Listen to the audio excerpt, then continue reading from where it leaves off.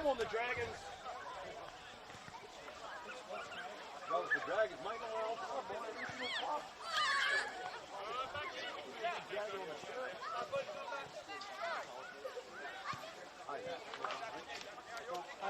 Boys, hey, jump on, boys. Girlfriend's later. Warm down.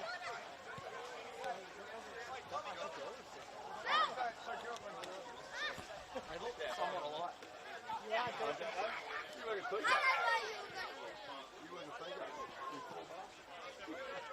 Oh, no, I've known you forever. He was on the kiss. He was working with him. No, put on the ground. Well done.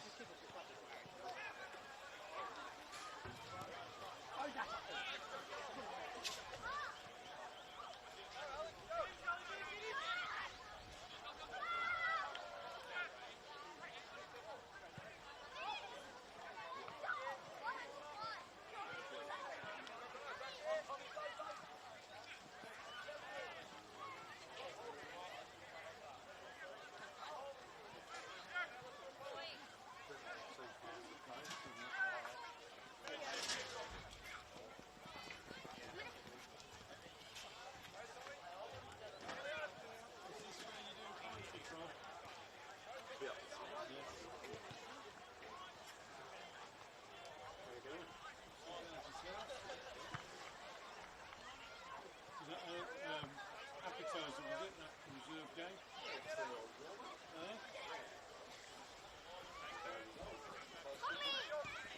Yeah, but I think they might have been a little bit.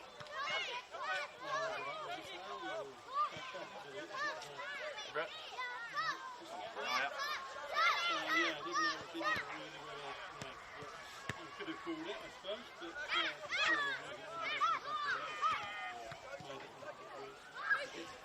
some strange ones that I did think.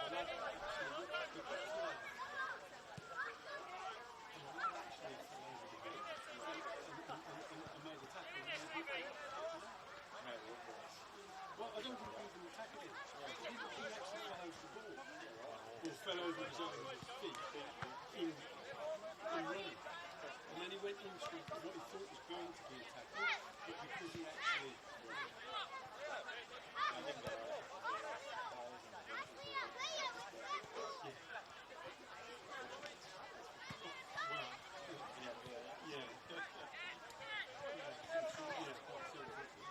Strange one.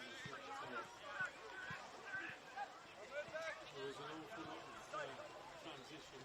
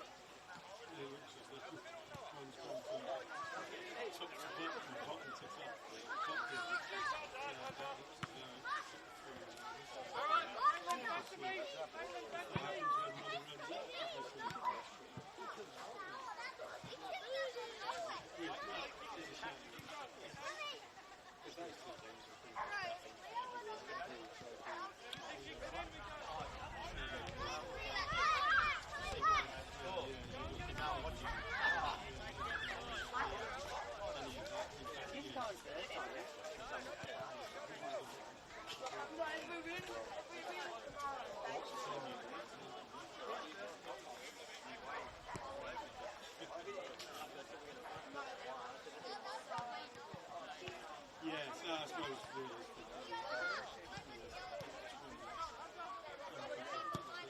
not. You know, whether they'll go back to the level of a couple of years ago.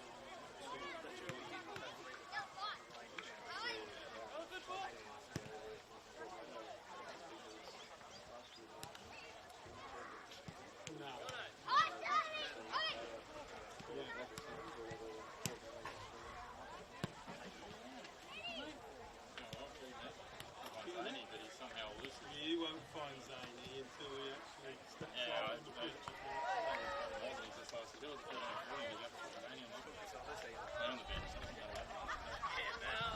Does he get the same thing?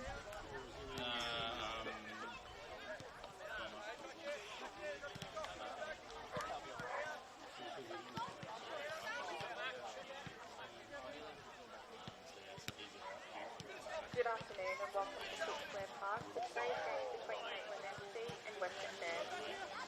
I begin today by acknowledging the traditional custodians of the land on which we gather here today and pay my respects to elders both past, present and emerging.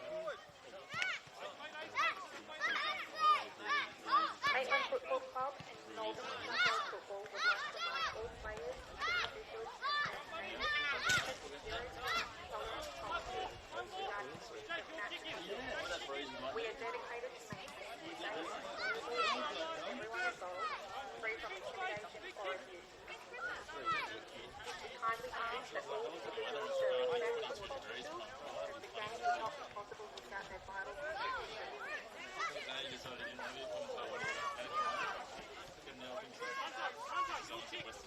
A club this size could function without the support of our amazing major sponsors. Thank you to Maitland Bowling Club, Certain Automotive, George Cabin, Confident Park Real Estate, PKF Accountants and Business Advisors, The Bank, Garden and Wine, Reno Construction, Riverbend Organic, Snap Fitness, Orica, Motion Group, Origin Project, Elko Imaging, Noldwood, Coast Air, Kelly and Partners, Gerald Plumbing, Inspiration Paint, Hunter Valley Steel, Pro-Light Contract, Commercial Collector, Saturday.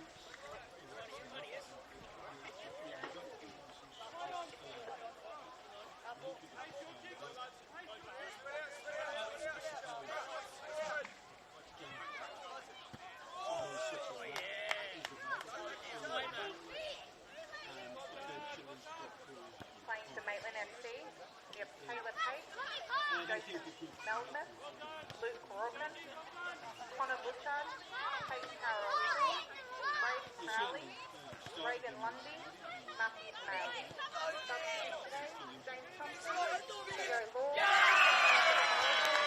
Isaac Collins, Jatenda Gura, Jaden Ritchie, Tyler Peel.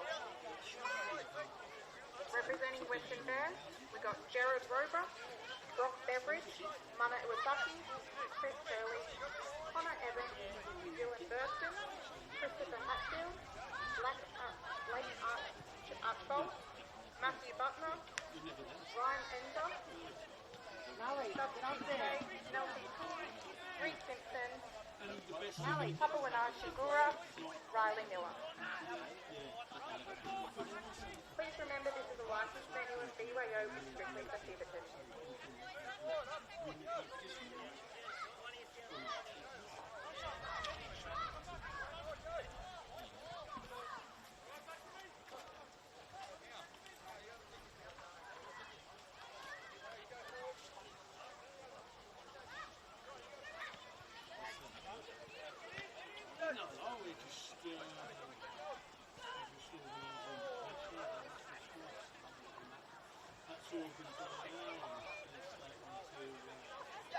Get ready for nationals in April because it's come forward.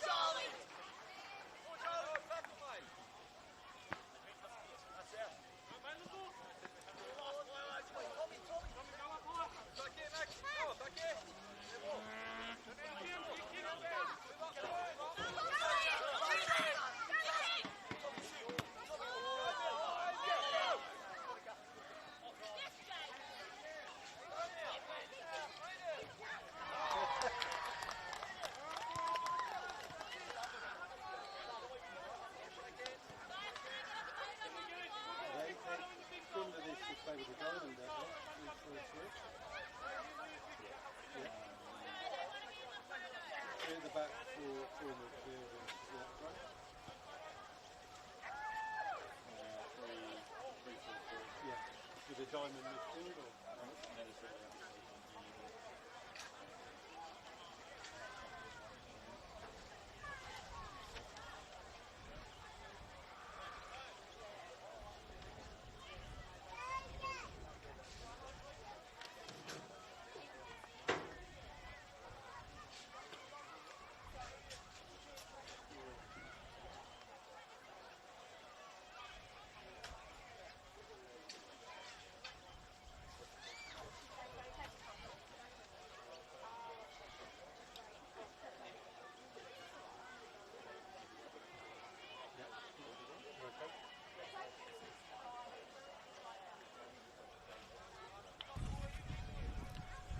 Good evening and welcome to Cooks Square Park for one of the marquee fixtures on the Northern New South Wales football calendar, El Clasico.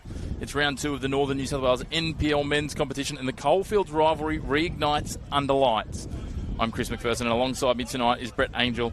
Over 500 professional appearances across England with Portsmouth, Everton, Sunderland, Port Vale and QPR amongst his clubs, and now Northern New South Wales football's talent development officer. Brett, it's a local derby, it's a big crowd building, and these are the nights the players look forward to as much as any. Yeah, obviously a big local derby that both teams are going to be not wanting to lose, but certainly it could shape a little bit of how the season's going to go if victory is taken, because obviously both teams are unbeaten at the moment and would like to continue that, no doubt. Yeah, certainly a good start for both of them to the year. A big inclusion, though, for Maitland tonight. Braden Crowley returns from that toe injury. 3 times Jennings medal winner, Golden Boot winner last year, and that will immediately shift the attacking dynamic. However, Daniel McFarlane is out after a training injury on Thursday, so an unfortunate change for Adam Hughes, but I'm sure he's very happy to have the man at the top, Braden Crowley, back.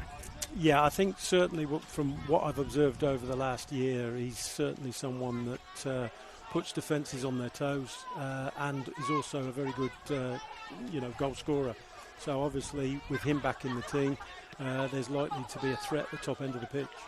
There certainly will be. On the other side of the coin for Weston, Dom Archibald will be missing out with a hamstring injury, which will make a severe dent into the Bears lineup. But Canadian import Carson Wood will start for the first time in Bears colours, and his pace could certainly be a huge factor. The other big change, of course, at Weston is the fact that Q Jallians has had to step away for family commitments, and we're wishing him all the best. But I tell you what, we were talking about this off air, Brett. It's a pretty handy replacement when you can call in a guy with the pedigree and resume of Damien Zane to take the clipboard. Yeah, without doubt. Obviously, Damien's been involved with many NPL teams, successful NPL teams, and I'm pretty sure that Weston have brought him in to steady the ship and move it forward, and hopefully for a very successful season. Well, he certainly knows his way to championships in this league, and a lot of people are tipping both these sides to be right there when it gets to the pointy end. So we on offer an absolutely cracking match tonight. But let's have a look at how the two teams line up. We'll start with the Western Bears, and at the back for them in goals, Jared Roebuck. Their back line will line up somewhat like this: Dylan Burston, Mana Owasaki, Ryan Ensor, who joined them from Broadmeadow in the off-season. And speaking of joining them in the off-season, Matthew Butner, who came from Lambton after that ACL injury, scored on debut for Western. That will be the back line. In the midfield, it will be Chris Hurley, the experienced, Connor Evans, always solid in the middle, and Blake Archibald, who will offer plenty of pace. And then up front, it'll be the trio. Brock Beveridge, he's in form already, had a double last week. Chris Hatfield, who knows his way to goal. And then the man we talked about, the Canadian, in Carson Wood. They are coached, as we said, by Damien Zane. For Maitland FC, their starting 11. Taylor Pate will be in goals. A back three of Matt Smale, Lockie Roos, who's joined them from Melbourne. And then in number 5 will be Luke Corcoran. Their midfield 4, looking at that, is going to be Connor Butchard, Richard Ruiz in 18, Angus Muddle in jersey 6, and in 11, Tay Power. And then again, a front 3-4, the Maitland Magpies, which will be led by Braden Crowley. Alongside him, though, will be Joe Melmoth. And rounding out the team, Regan Lundy, the man who signed from Missouri, got on the score sheet last week. So we certainly saw plenty of movement in the off-season. And as I touched on there, Brett, a couple of guys in new colours last week getting goals. I'm sure they'd love to back that up again, the likes of Lundy and Butner on respective sides. Yeah, I don't think goal to build that confidence, and certainly when you're joining a new team, to hit the ground running really gives you a lot of confidence and a lot of self-belief with the fans as well, because obviously you're brought in to do a job, and both of them have done that very well from the first game of the season. They certainly have. As we said, El Clasico, one of those marquee matchups that you look and lock in, especially if you're a Maitland or Weston fan at the start of the season. All set for kickoff here. Damien Zane and Andrew Hughes have their benches ready. They are ready to rock and roll.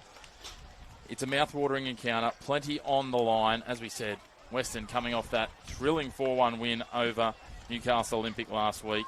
And then Maitland, a 2-2 draw, a solid start. But they will want to take that to another gear now that they've got Braden Crowley. One of the men to watch, though, will be that man that I talked about, the US import, Richard Ruiz, the two imports. It's always one of the exciting angles that we look at, isn't it? Those players that have come in, the expectation.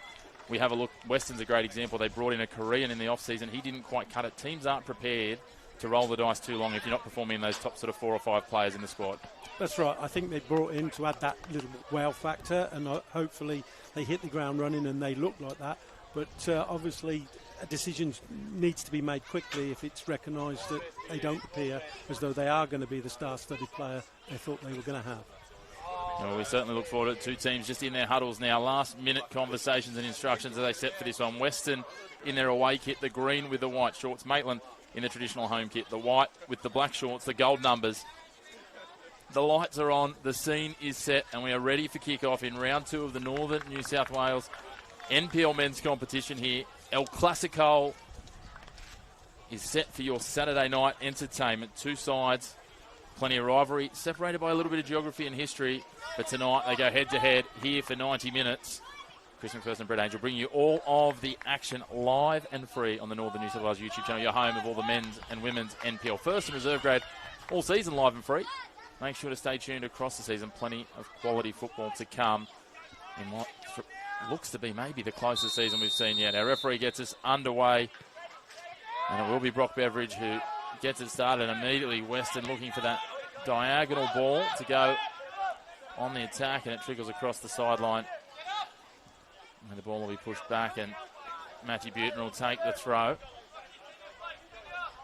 As we said, only got a couple of games in last year before that ACL injury crippled his season for Lambton. Straight away here, Weston going on the attack. Beveridge tries to shoulder it down. An appeal for handball from the Magpies. But Corcoran immediately pushing forward, looking for options. He beats one, beats two.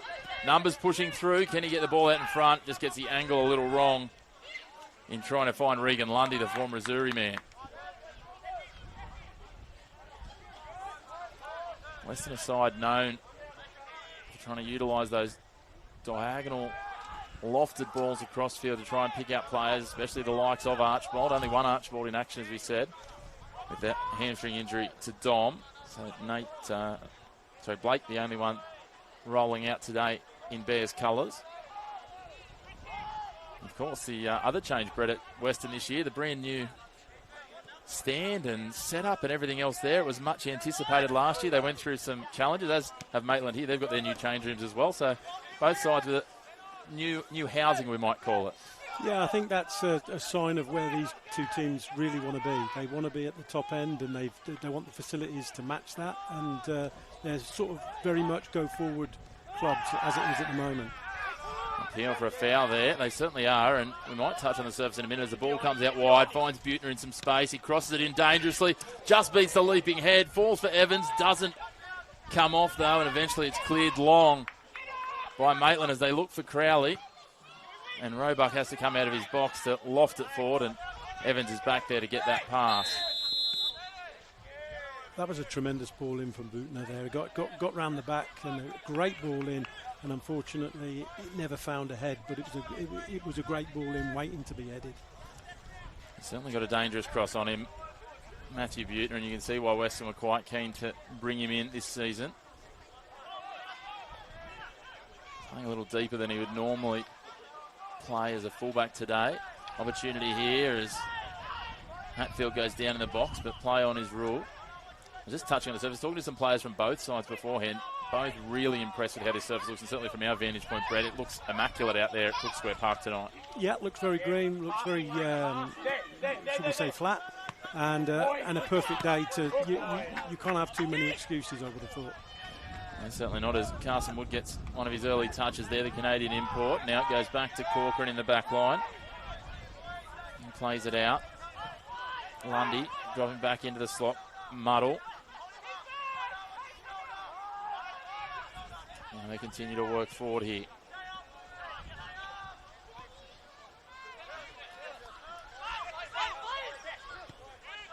Just an update to our original team list. Joe Melmoth in jersey 4, not jersey 2. Maitland range forward down the right edge. That's Tay Power. Hatfield drops back and takes it away. A bit of tangling there. The referee says you're both giving as good as you get. Play on. Ball finds Crowley in the box. Sliding tackle. Iwasaki over it. Crowley appealing for handball on the ground. The referee shakes his head and waves it away. Chip shot taken into the box. And the header just calmly dealt with and pushed wide. And they clear it down towards halfway. Referee's certainly been kept busy early, Brett. There are plenty of appeals for minor infractions, we might call them. Yeah, I think it was a good little build-up play there. Great ball into Crowley and a good piece of defending from the Japanese import there.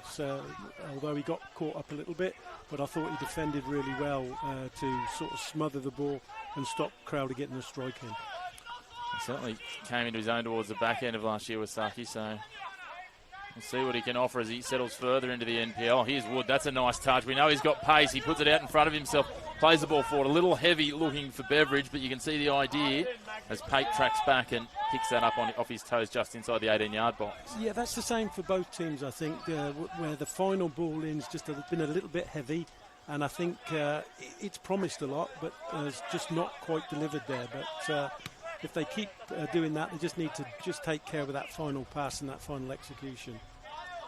Certainly going to be working those back lines over at either end. If one of those passes you say can find the right direction, they can get a little bit more consistent with their aim. They might have some fairly attacking outcomes.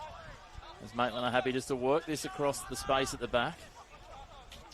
Different looking Maitland structure this year. They were very heavily possession based last year. They just utilised this back line to try and accordion the defence and try and find a hole and work the hole as Crowley slots down into midfield and plays the return pass. Butchard back there. Yeah, neither team are actually, they're both trying to play in a mid-block, mid to deep block, because they're not really pressing the ball high. The ball lofted over, looking for Crowley. A little touch from Butner. Roebuck did well to react and get out there. That was heart and mouth for a moment. You never want to see a loose ball in the range of Braden Crowley inside the box. It was a great diagonal ball as well from Kokoran, and I've been quite impressed with his starting. He's dribbled the ball out, but there he showed his quality with his range of passing with a great diagonal ball that looked for half a second as though it was going to hit the mark. But it could be a good piece of defending there just to bring it back into the goalkeeper. Certainly a good pick-up for Maitland coming up from Magic. Magic with a few players squeezed out as they brought players in for the Oz Championship and then had a few other reshuffles with opportunities and signings. It really feels when you sort of throw your eye over most of the competition that most sides have got a little bit stronger than they were last year, Brett, which is always, I'm sure, from a Northern New South Wales point of view, a positive sign that the league's getting better each year. Yeah, I think it is a sign that people want to try and achieve some form of success, and obviously they need to bring more players into that, and they're coming from further afield as well, which obviously is they're not homegrowns. No, that said, we do see plenty of players coming through those ranks. We get a bit of both, but as you said, we've seen the net cast a little bit wider this year. We've seen some European imports. Belswan's German striker certainly looks very likely, a big physical presence, and I know Mick Stafford, their head coach, is very, very keen on spruiking his wares, and we've seen a couple. We've got Carson Wood out here from Canada, Richard Ruiz from the US, who's also a Colombian citizen. Oh, nice little ball back in there from Lundy, just a touch short. Iwasaki races round and will shadow it across the sideline. As you see, just a little bit of a stoppage here. Yeah, I think Matt Butner got a little bit of a kick there and was looking possibly for a free kick, none given, and play went down the other end. And again, last little choice of a flick round the corner, not quite executed. You see Muddle now working it around. Pushed back now through Smale, all the way to Corcoran. Corcoran happy to take up the time and just pull back and wait for options to present. Pushes it over to the right. And no options opening, and they work it through the back line. That's Roos Goes the aerial route. And continue to work it here. Corcoran, the linchpin in it all. Ruiz. If you own a Toyota number plate, Challenge there on Muddle. Maitland appeal for the free kick. Doesn't happen. Ruiz gets a boot in. He pushes forward. He goes over the top of Ensor there. Maitland went out. All of a sudden, Lundy free. Butner can't quite get the boot in. Lundy with the turn. Tries to step back across, and it's deflected by a tracking back Wood, but it falls for Crowley in the box. Dangerous opportunity here for the Magpies. They drop it back out. Lundy's going to cross the ball wide to the right. There's Corcoran. Plays down the line. Power puts it into dangerous area for Melmoth. A sliding challenge from Burston, sees it across the line. Yeah, certainly Weston have, both teams basically defensively are very organised. It's going to take a little bit of patience to break that down. I just feel at the moment probably their ball movement has to be a little bit quicker at the moment, Maitland's, to actually find those little gaps. Outside of that, it'll be a long one. Here's an opportunity. Power puts it into the box. Sliding effort from Melmoth, falls back for Muddle. He comes away, drops it back for Ruiz. He takes a shot from range on his left. Didn't look like he had his weight in the right balance and couldn't get hold of it and trickles it wide of the goal. Yeah, it was a good little bit of approach play. They did find a little bit of space out wide. Decent ball in, driven hard. The ball comes back out to the edge of the box, and obviously he'll be a little bit disappointed with the contact. It was never going to trouble, and it was well wide of the goal. He just said, nice setup though, which shows some promise for Maitland. No coincidence, it was all of a sudden as they started to move that ball quicker, almost like they could hear you, Brett. It's from what I can see, they are very organised, Weston, and if you're not going to move the ball, you're not going to move their shape, and that's what they need to do. The slower they are with their ball movement, the easier it is for them to get organised. Interesting, just listening in, we're right behind the Western bench, and Nathan Morris doing a lot of the talking, a lot of the encouragement for the team. Very vocal. He was always vocal as a player. Very much the same from the coach's bench. Yeah, Zane is just sort of observing the initial early interchanges. I don't think either manager will be disappointed, but neither teams look that threatening at the moment. Iwasaki in with a good challenge again. Wood puts it back to Butner, who goes long. Trying to find Beveridge, but we're going to come back for the clip on Butner after the pass. Yeah, he got the free kick this time. He was looking for the last one, but didn't get it, but he did get this one. He's still happy to sell it to the referee afterwards. Yeah. Obviously very good with his words, Butts. He joins us here in the commentary box quite a bit last year, and we'll see some cameos from him again this year when he's not busy doing what he's doing right now, which is, it's wonderful to be able to have those. We've got it with the women's as well, to have some active players coming up here into the commentary and giving their view on the competition. Yeah, and it's obviously a different skill set. You're off the pitch, not on the pitch, and generally you can sort of see for what it is. And obviously it's another skill set for himself from an observation point of view of how the game sort of develops. It's also that piece of being able to articulate it, which isn't always the easiest, especially when you're still in that current player mindset, and to do so well and composed, which he's an absolute gun at doing. As Iwasaki pushes it across now, and there's Burston rolling it all the way back to Roebuck. There's Ryan Ensor. We talked about Corcoran coming from Magic. Ensor was a teammate of Corcoran's last year at Broadmeadow Magic.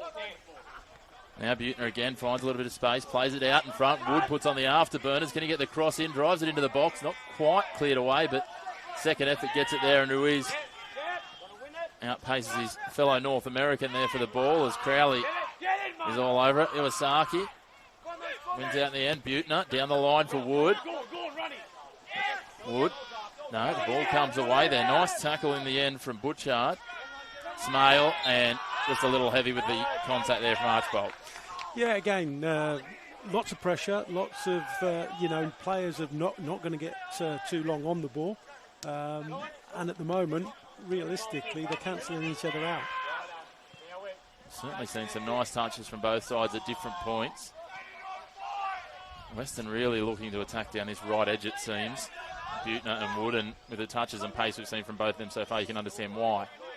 Yeah, as I said, when they've linked quite well, those two, they've looked quite dangerous, and Wood has got round the back and generally has not put a bad ball in. But again, at the moment, that seems to be their way out. They haven't done a lot down the left-hand side, but certainly down this right-hand side, they've looked quite dangerous.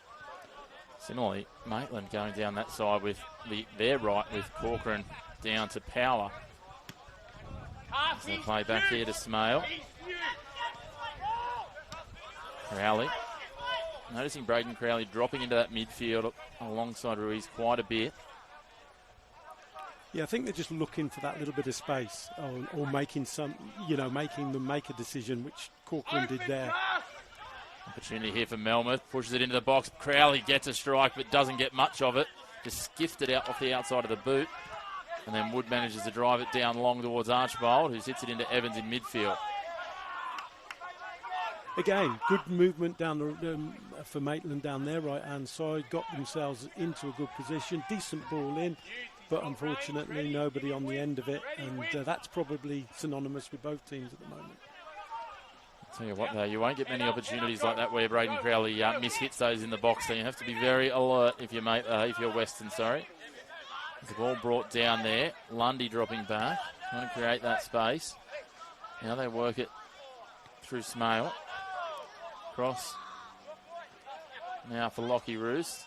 Slowing it down a notch again, Maitland. Corcoran. His natural instinct, you can see straight away, Brett, to go forward. Whereas a couple of the other defenders happy to sit on their heels and look for the space to open, which doesn't seem to be happening. Yeah, with Corcoran, what he's done quite well is he's actually used the ball or used his pace to actually make some decisions for the Western midfield. Butchard crossing it in, dangerously lurking at the back post was Crowley, but Ensor gets the head to it, puts it in again. And again, they're up to the task, Western. You used that word before, organised, and it's the best way to describe it at the moment.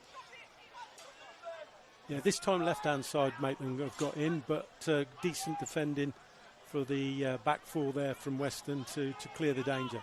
Melmoth now being pressed, pinned against that sideline. And he's dispossessed, and that's a soft foul to give away there. Yeah, they stopped all the pressure, really. They just built up a little bit of pressure. They'd gone from the left-hand side to the right-hand side, back over to the right-hand side, and then unfortunately, it was a little bit too keen and has released the pressure for a free kick to Weston.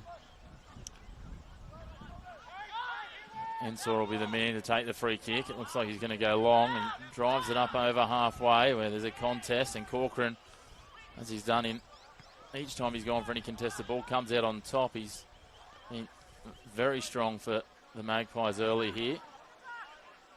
A few half-hearted challenges there. No one really committed to the ball. Iwasaki gets an absolute rocket. He's under pressure here from Crowley.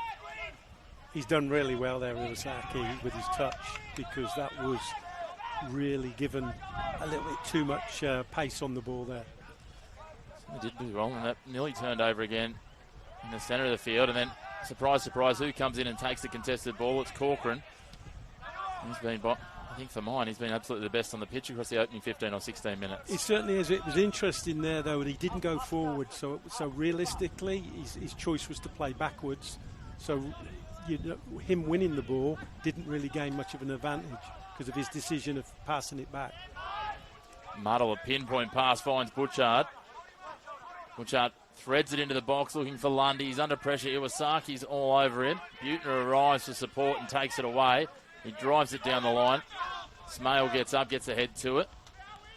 But it's going to fall for Chris Hurley, the experience there in midfield. And then we have almost a game of stacks on before it rolls back for Gerard Roebuck. He'll play it out. Iwasaki again. Happy to back themselves to play it out. Woods there, wide to Butner. Thought he might have made a run. Butner just taps it on for himself. That's a nice touch. Gets the outside of Ruiz. Ruiz slides in. I think he got the ball. Did he? No, the referee's going to say he got some contact on Butner again. And Matthew Butner 2 from 3 on drawing fouls so far. Yeah, it was a good little bit of combination play between Butner and Wood. They built themselves up. It looked for half a second as though he'd got beyond him. And I think, sometimes you get them, sometimes you don't. I wouldn't have said it was a certain foul. No, but I'll tell you what, the lead-up play, the little chip on for himself was some nice touch from Buettner. Yeah, it was very smart way of getting out of the danger. Ruiz plays it back now. Butchard, he's been busy, returns it. 1-2 with Ruiz, and they're working it around. This is a better ball movement.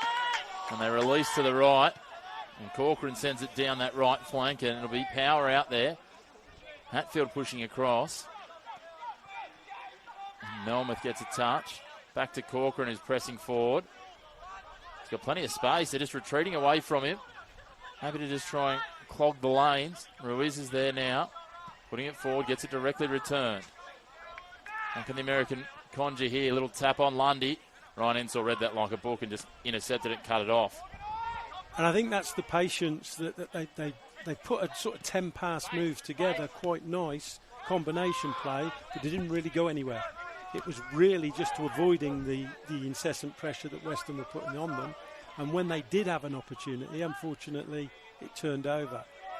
And you think that's what Andrew Hughes will be looking for, is that next step, right? It's great to have the wonderful build-up play, but if it keeps stopping at that last line of defence, it's not much value.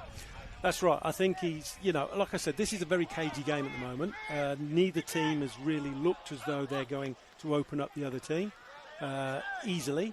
But and both teams defensively are very structured. Yeah, you used that word before, organised. There's the ball in behind, looking for Wood. Smale tracks back, does well with the right weight. Wood just pokes the boot in, and that'll be a goal kick. Good, again, some nice approach play, combination play with Weston, build-up play, but the fullbacks did just enough. He just got a leg on it just to stop that ball going through to Wood, who then would have been clean, certainly through to at least give a cross in. It's a danger sign, isn't it? You watch Wood's just acceleration off the pace, even change of direction, and he's going to find some teams out this year, that's for sure. Nice run from Butchard there. Buettner coming in, pushing, nudging, just trying to work him off the ball. Feeds it across to Corcoran. Corcoran's got power wide if he wants to go there. Decides just to cut back in and wants to do it all himself. Doesn't quite work out. Maybe overplayed his hand a little there.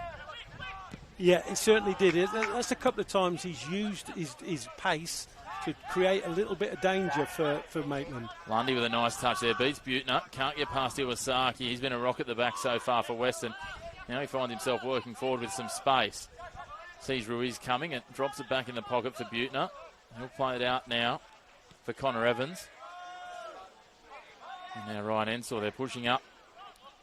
Weston now getting their numbers forward.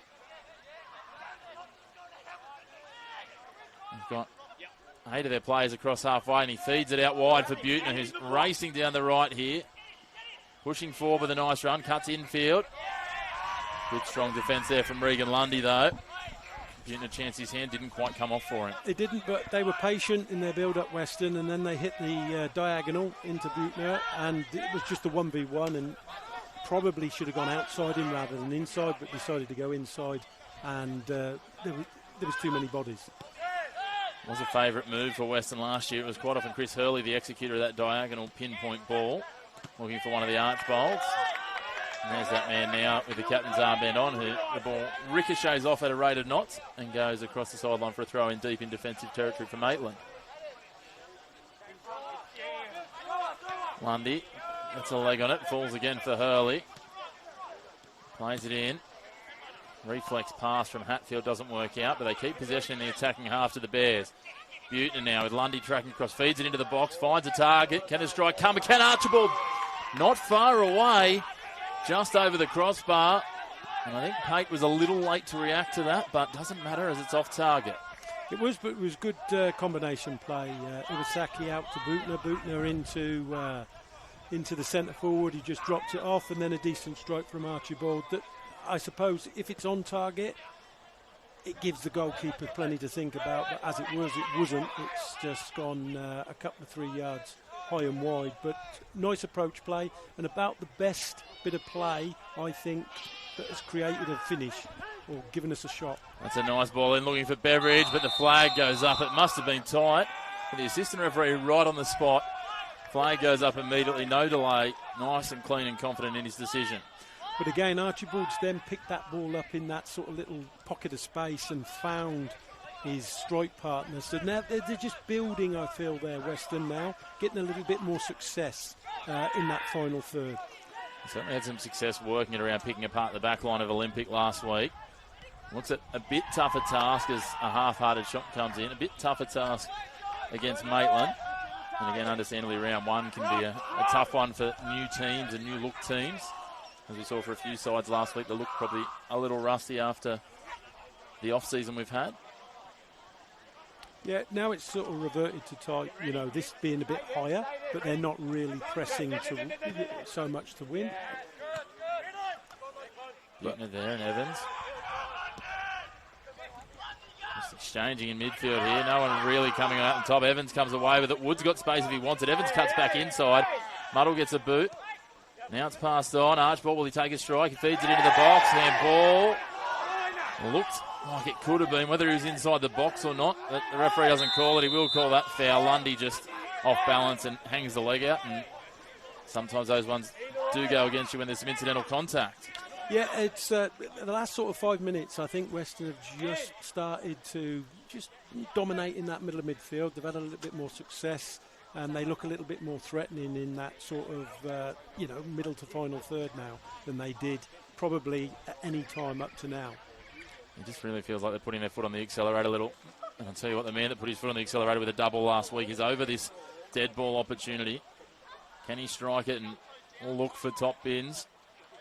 Try and curl it round this 5-man wall. Taylor Pate on the line. Beveridge, he'll take a strike. He curls it, but not curling it enough. Sizzles just wide of the right post. Decent strike. Looked as though realistically the goalie was very comfortable, or would have been very much out of position had it gone inside the post, because he didn't really look as though he was diving either way. But again, it was a decent position, decent strike, but unfortunately not enough curl on it to bring it inside the post. Opportunity now. Archibald lays it back infield. Evans gets it past Ruiz. A little bit of movement there as Beveridge dropped back, but a good sliding tackle from Smart. Now we've got a foot race here, and Roebuck's going to come out off his line. It didn't look exactly textbook. Can they take a pot shot here, Lundy, before Roebuck gets back? They won't. He did well to recover there, but I think it was more good fortune than good management. Yeah, I think for me there, I think let your defender defend it. It was Aki had control of it, but Roebuck sort of just made the situation a little bit worse than what it needed to be. I think that's the pace and movement of Braden Crowley and knowing what he can do in a one-on-one contest. I don't know that Jared Roebuck could have doubt about the abilities of Mana Iwasaki. We've seen him across the opening exchanges here. But, as you say, he made it a much more challenging situation. The referee plays good advantage there from the late tackle coming in on Connor Evans. Yeah, I just feel that Early and Evans are just beginning to start to get, to not so much overrun the midfield, but they're having a lot more success than they had done earlier on in the half. It's that little bit of experience, isn't it? They sort of sat and waited their time, and now they're starting to choose their moments of involvement, and the Maitland midfield know how dangerous they are with their touch and guile. Iwasaki pulls it up, he drops it back to Ensor, who's sitting deep. He plays it wide now. Weston back to Evans. Evans turns forward. Lundy pushing hard but gets beaten. Chip forward. Looking for the offside flag. Stays down though. Hatfield working over with power. Trying to take him on. Gets to the byline side and comes into the 18-yard box, and then Muddle does well just to track back and push it across the byline, and it will be a corner. Set piece for the Bears. Yeah, Hatfield did well there. It looked as though he'd been held up, but he got round the back of the defender and has got the corner. This is probably, I think, maybe the second one. Let's see if the delivery is a decent one in, because it looks to me as though there's enough tall timber in to be a threat. A bit of breeze behind Connor Evans here too. Sort of blowing across his back. As he lofts it up into that wind. They try and get their head to it. Iwasaki gets it, and it's challenged on the line. Iwasaki again headed away by Muddle. Smales there. Ensor challenging. Last catch comes off. The Western Bears. Goal kicks as the referee. Yeah, it was a good.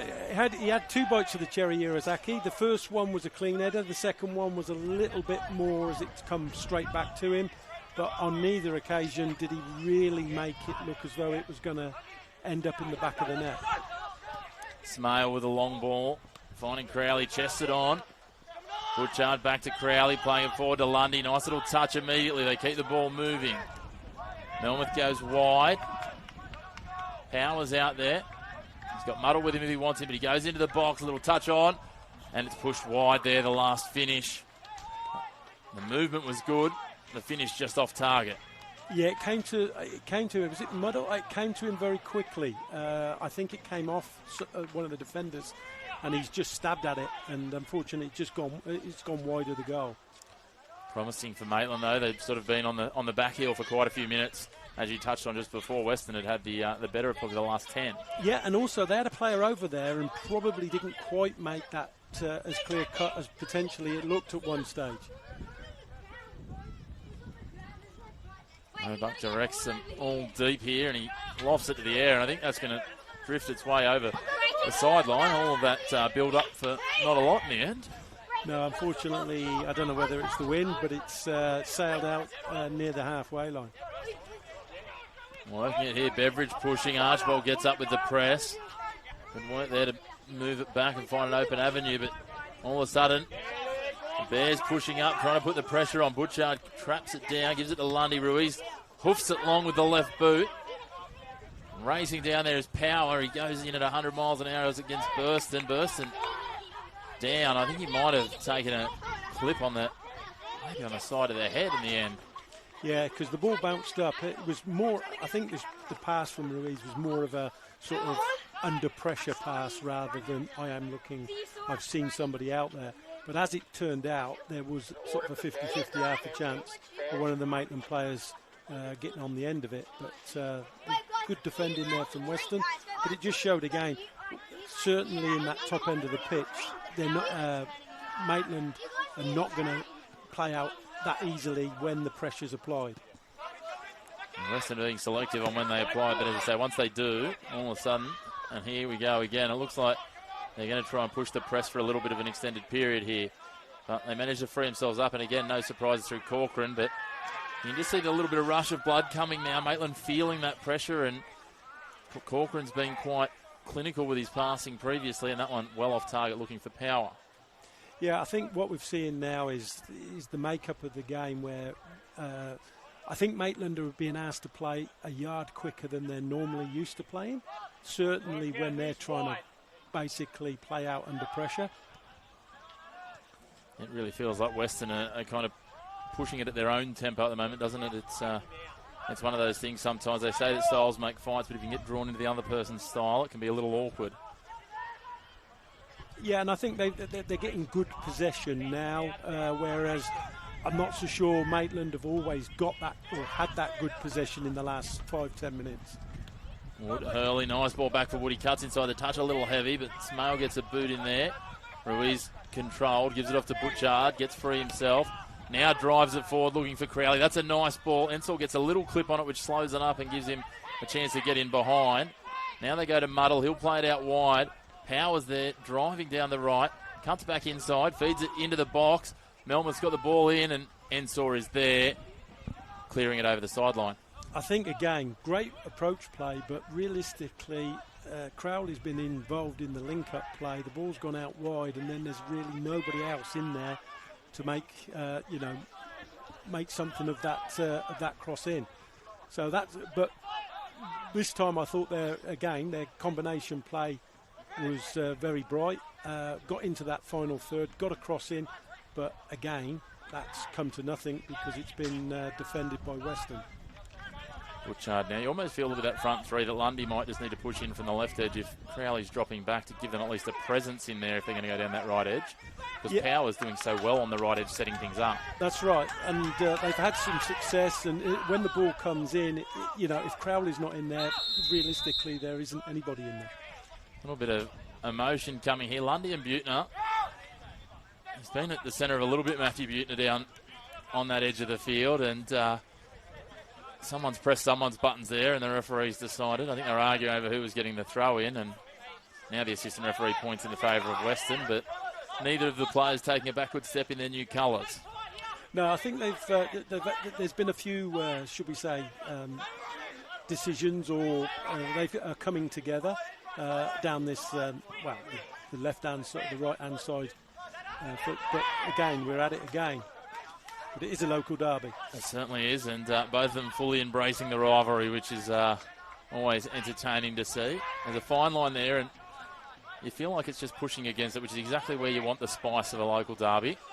You don't want anyone to step over it, but you want to see that passion and the dislike, we might call it. Hatred might be a bit too emotional. Yeah, and I think when it's refereed as well in that manner, you've got to recognise that. But if it's all whistle, whistle, whistle, people get frustrated as well.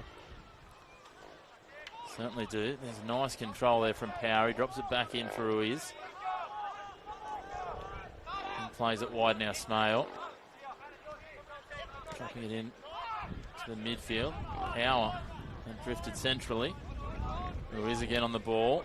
Feeding it wide to Butchard, who kept all of his width. Buettner got up, got a touch on it. Lost it for a second and then cleared it over halfway. Ruiz slid in and Evans just watched and waited. Some aggravated Maitland players not happy with the decision there. Yeah, I can probably understand why. I did think it actually came off of early in the tackle, but referee didn't think that way, and that's probably why the Maitland players were a little bit perturbed. With a long throw, looking for Beveridge, and just a silly foul there from Smale. 2 hands on the jersey, and look, I think Beveridge maybe added a little bit of sauce, but if you're going to put 2 hands on the jersey and give a grab, you're running that risk, especially in that zone. You certainly are, and it's a great opportunity for Weston to get some players up. They showed from the earlier corner that they have got an aerial threat, and it's a great position this for such like. He's going to whip it in, and I'm sure that the Weston boys will all get across the goalkeeper, hoping that one will get a final touch to it. Here it is, Ensor addressing the ball, floats it in towards the back post, and Pate just gets a fingertip on it. Wasn't leaving any chance with that. Probably overhit a little, looking for maybe Iwasaki advancing at that back post. Yeah, for me there was a little bit too much height on it. Needed to be a little bit lower, and I suppose, as you said, it was more lofted than it was whipped. Evans set. He's got an arch ball for the short corner if he wants it. Drives it back to Hurley, who just puts up it was rugby league, you'd call it a bomb. Yeah, I think on that occasion, he's very deep.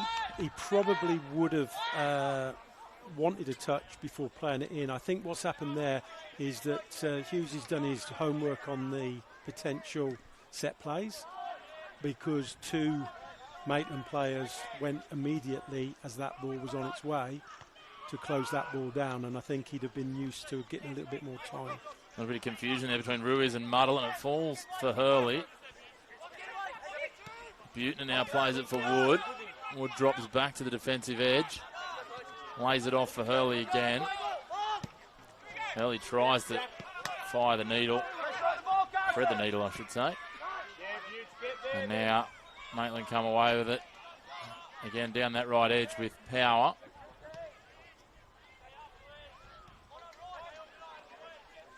Nothing presenting, so they rotated back through their defensive line as they've done for much of this first half. Butchard dropping it back against Smale. Roos, now Corcoran drives long, looking for the wheels of Crowley. Floats over Ensor. Iwasaki drifts to Braden Crowley and comes away with it.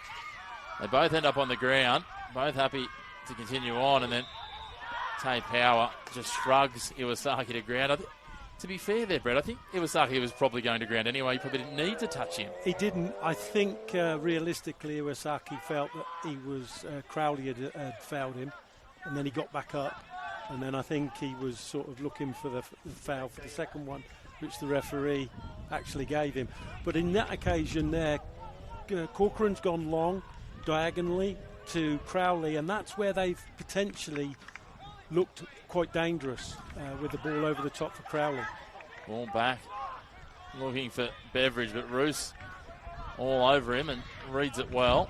Now it comes down Muddle. Melmoth controls. They work it back through Ruiz. You can see that press coming hard and fast, led by Archbold again.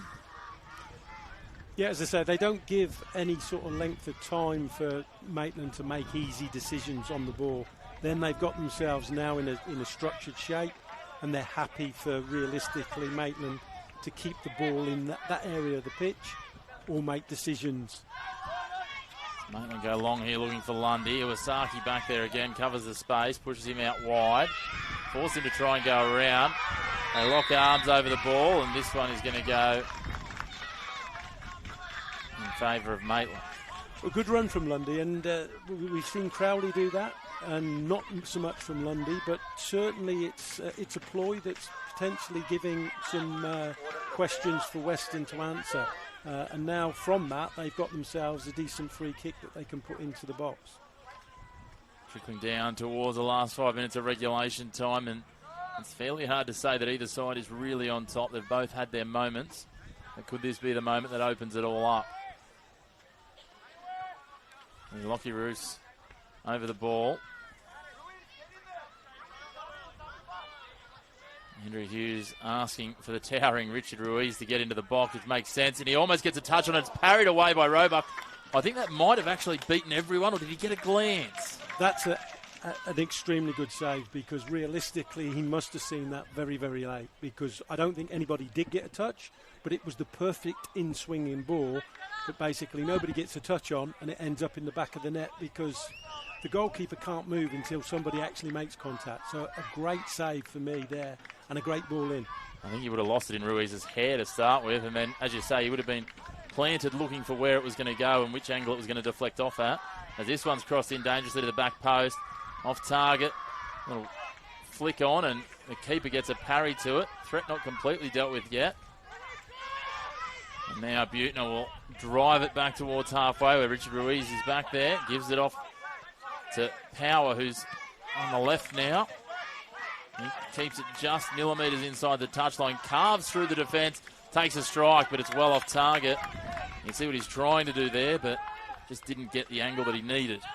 Yeah, very, very, very dynamic, very proactive there. Tried to make something happen, but unfortunately when he's come inside, his final shot obviously lacked direction. But it was a positive piece of play, and I think in this instance, for the last couple of minutes, Maitland have had a couple of positive pieces of play.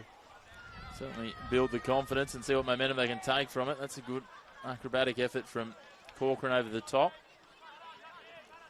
Muddle drops it back. Corcoran now just drives the boot through it.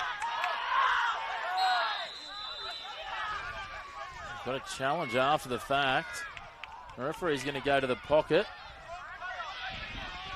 And I think that's gone to Chris Hurley, although I'm not sure whether he was the player involved. Yeah, I don't know. In a funny way there's a lot of shouting, but the referee actually followed the ball, and then he's produced a card when the ball's gone out of play. The only thing I can think is one of his assistants has seen something, because they've got the radio communications kit on, and now Archibald's going to go into the book as well, and they're not helping their cause here. Blake Archibald joins his captain in the referee's book. Yeah, like I said, it sounded as though obviously the Maitland players weren't happy. I've just heard from the assistant referee the first card's been cancelled off and the original card's been issued back to Archibald. So that's the clarification there. It wasn't about disputing the decision. Archibald might have put his hand up and owned what actually happened, I think. So I take back what I said a little. At the end of the day, obviously, they've been given a free kick. It's deep in Maitland's half. We've sort of got still a little bit of handbags and talking, and I don't know quite what. Luke Corcoran looks like he's pointing to someone in the crowd. I'm not sure what's going on over there. There's certainly some tension, some emotion going on. The referee's holding into his earpiece. Someone's talking to him. And it does look like there's something going on over there. More than on the field, it's all happening. Yeah, there seems to be a stoppage in play, and obviously they're trying to converse around. We can't quite work out what it is, but obviously play's not resumed for whatever reason, but they seem to be pointing. The ground manager, a bit of referee abuse maybe over there, I'm not sure. Yeah, Well, the ground manager's he's on the jog now, so he'll be over there momentarily. And, look, at the end of the day, there's zero tolerance for any of that, whether it's coming from players, officials, spectators. Whilst you pay your entry fee, we don't need anyone to be uncomfortable in executing their duties out here. So, certainly no room for that. It's a tough enough job officiating, especially at this level, Brett, without having the added unwanted goings-on like this. Yeah, he's certainly going over to someone to speak to someone in the crowd. So, like you said, Chris, it's probably somebody said something to the referee that he's not been very happy with, and obviously they're going to deal with that. But now play looks as though it's going to continue. Yeah, looks like we've got a ground manager over there. He'll nip that in the bud, but zero tolerance for any of that. As we move forward now and the game back underway, Taylor Pate is happy to work it around with his centre-backs. Now they go wide. Butchard's using every inch of the Cook Square Park pitch here at the moment as Wood does well. That's a nice little touch. But Butchard gets a nicer one to take it away from him. He's got Crowley making a run, and that's a beautiful pass. Crowley just scuffed it off the outside of the boot. It was the right idea. The execution not quite there, but that was some wonderful ball movement in the lead-up from Maitland. Yeah, as I said, they've got a little bit more confident now, and they've picked up some good possession in that final third. And certainly they're the team that has made the goalkeeper really look as though he's had to make a save from the free kick, and that's probably the closest that we've come up to now to a realistic goal. It certainly is. The fourth official indicates 2 minutes of added time. Will we see it, the deadlock broken here in these added minutes, or will we go into the half locked up as Butner comes pushing down and drives it into the legs of Ruiz? The one thing with Butner, when he runs the ball, he just looks like he's got so much intent and purpose about the way. Some players look very casual the way they go about football. And I know from talking to Butts, he probably feels he has a bit of a point to prove after missing quite a chunk, almost all of last season. Yeah, obviously, once you're back in, it's the euphoria of playing regularly, and he shows sort of plenty of energy to his game. Oh, deflection there. Oh, my goodness, Connor Evans nearly unintentionally got a goal. He wore it in the face as the clearance went, and Taylor Pate, fortunately, was alert to it. Otherwise, that could have been a real blemish. Yeah, interesting realistically there. Obviously trying to clear, putting the pressure on, and he's got the ricochet, but the goalkeeper's equal to it. Beautiful ball, speaking of Evans, out in front of Hatfield. He picks it up on the corner of the 18-yard box, gets past Corcoran. As Corcoran at the last touch, it falls into the box. Beveridge, and he opens the scoring. His third goal of the NPL season. He is Johnny on the spot, and he drives it home past a stranded Taylor Pate. And in the shadows of half-time, the Weston Bears grab the lead on the road. Yeah, great diagonal ball in. Hatfield's got there, 1v1. He's got round the back. He's managed to get the ball in, and a great first-time finish from Beveridge there. And if it hadn't have been, I think they'd have cleared it. But it was a great contact, good pace, on target, and 1-0. And probably it's one of those where, realistically, I don't think either team has done enough to think that they should be 1-0 up, but the opportunities presented itself, and Weston have shown that if you do give them opportunities in that 18-yard box, they're likely to go and take it. Yeah, certainly, and it was a good goal from Beveridge, and we saw a couple of goals like that from Weston last week. They just push up and they take those second and third opportunities. Butner's goal last week, I think, might have been the fourth chance of asking Archibald to hit the crossbar, and then it had dropped. And it just shows that they will continue to press up, they will continue to push. So if you don't clear that ball effectively, Weston are going to capitalise, which is, it's a great way to add, some goals in key moments that will turn games throughout the season. That's a pretty average challenge there. Just trying to identify who that is. It's gone into the book. Might be Burston, I think. He's got a yellow card, so unnecessary at that point of the game. I mean, unnecessary at any point of the game, tackles like that. Yeah, I think he sort of saw his opportunity, but I think he took the man first. And again, another good opportunity for Maitland to get the ball in. They've shown quality from dead ball situations in the past, so this time from the right-hand side rather than the left. Lockie Roos over the ball, floats it up into the box, where it's met by that man that gave away the foul in Burston, and headed away where it'll be a corner in the last stages here of added time in the first half. Can they get an equaliser? Could we go from 0-0 to 1-1 in the blink of an eye? Now they set here, Maitland. Plenty of options into the box. Ruiz presenting at the front post. Out leaps him, and Hurley heads it away, and we'll have another corner. I'm not quite sure what Muddle was pointing for. He was pointing to the other corner.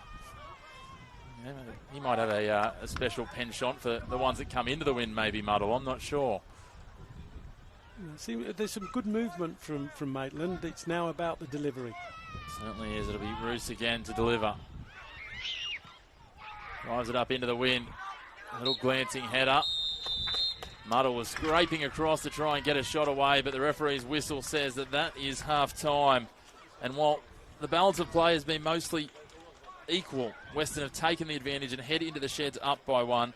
They've been compact without the ball. They've been strong moving it wide with the ball. Maitland certainly created some chances as well, and would be a little disappointed, I think, Brett, to be going in 1 goal down. Certainly the timing of it. I think that would be the biggest concern, is that basically the way that the game had been. I think you go in, you reshape, you get your 15 minutes in that time. But I think now Hughes' team talks slightly different to what it would have been had they sort of gone in at 0-0, because obviously now they're chasing the game a little bit. Weston, I think, will be happy with that, because I think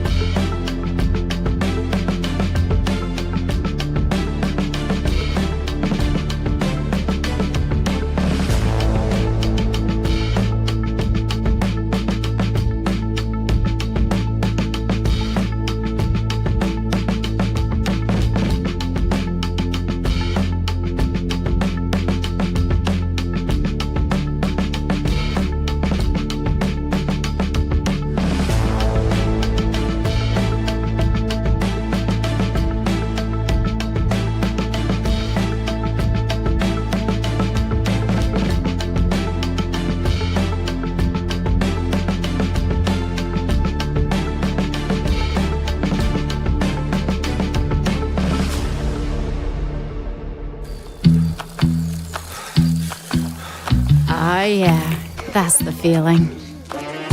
Progress. Momentum. Getting somewhere. That's what it feels like when you bank with Newcastle Permanent. With local experts and award-winning customer service. We're here for you, and we're here for good.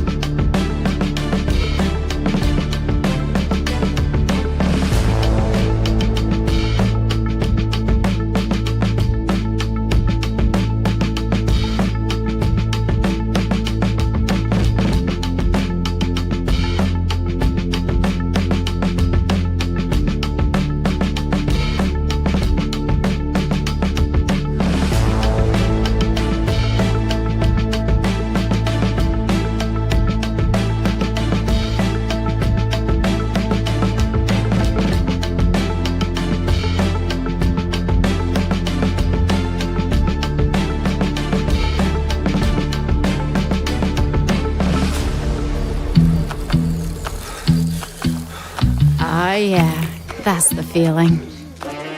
Progress. Momentum. Getting somewhere. That's what it feels like when you bank with Newcastle Permanent. With local experts and award-winning customer service. We're here for you, and we're here for good.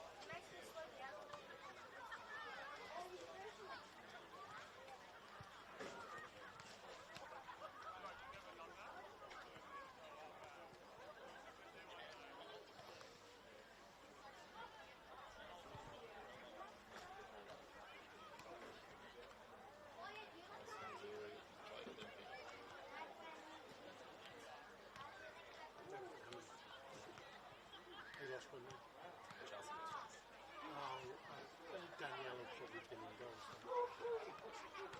She didn't play in that game. Danielle.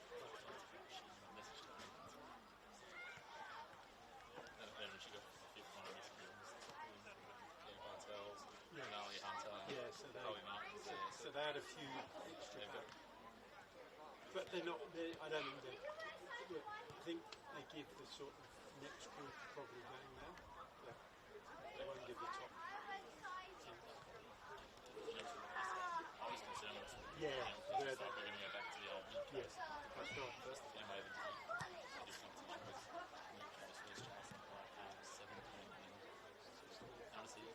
all, everybody gets full.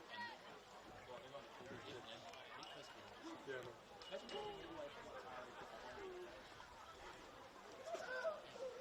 And you had Warner's Bay in it, just sort of turned around each year.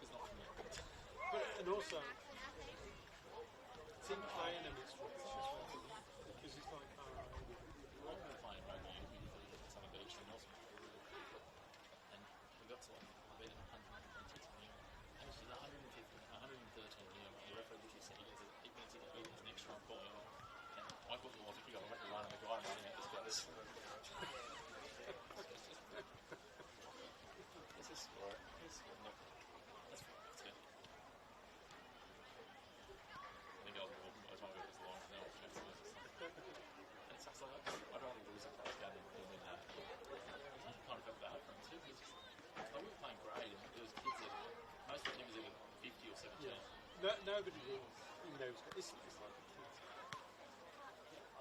I've never really understood like JDA. Teams, Westwood and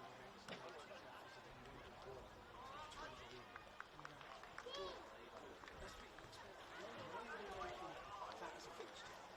They don't want to play. Neither team wants to play each other. I think so. It's all ends up happening. You get one kid who gets to try to actually out of the other team and then do what they do.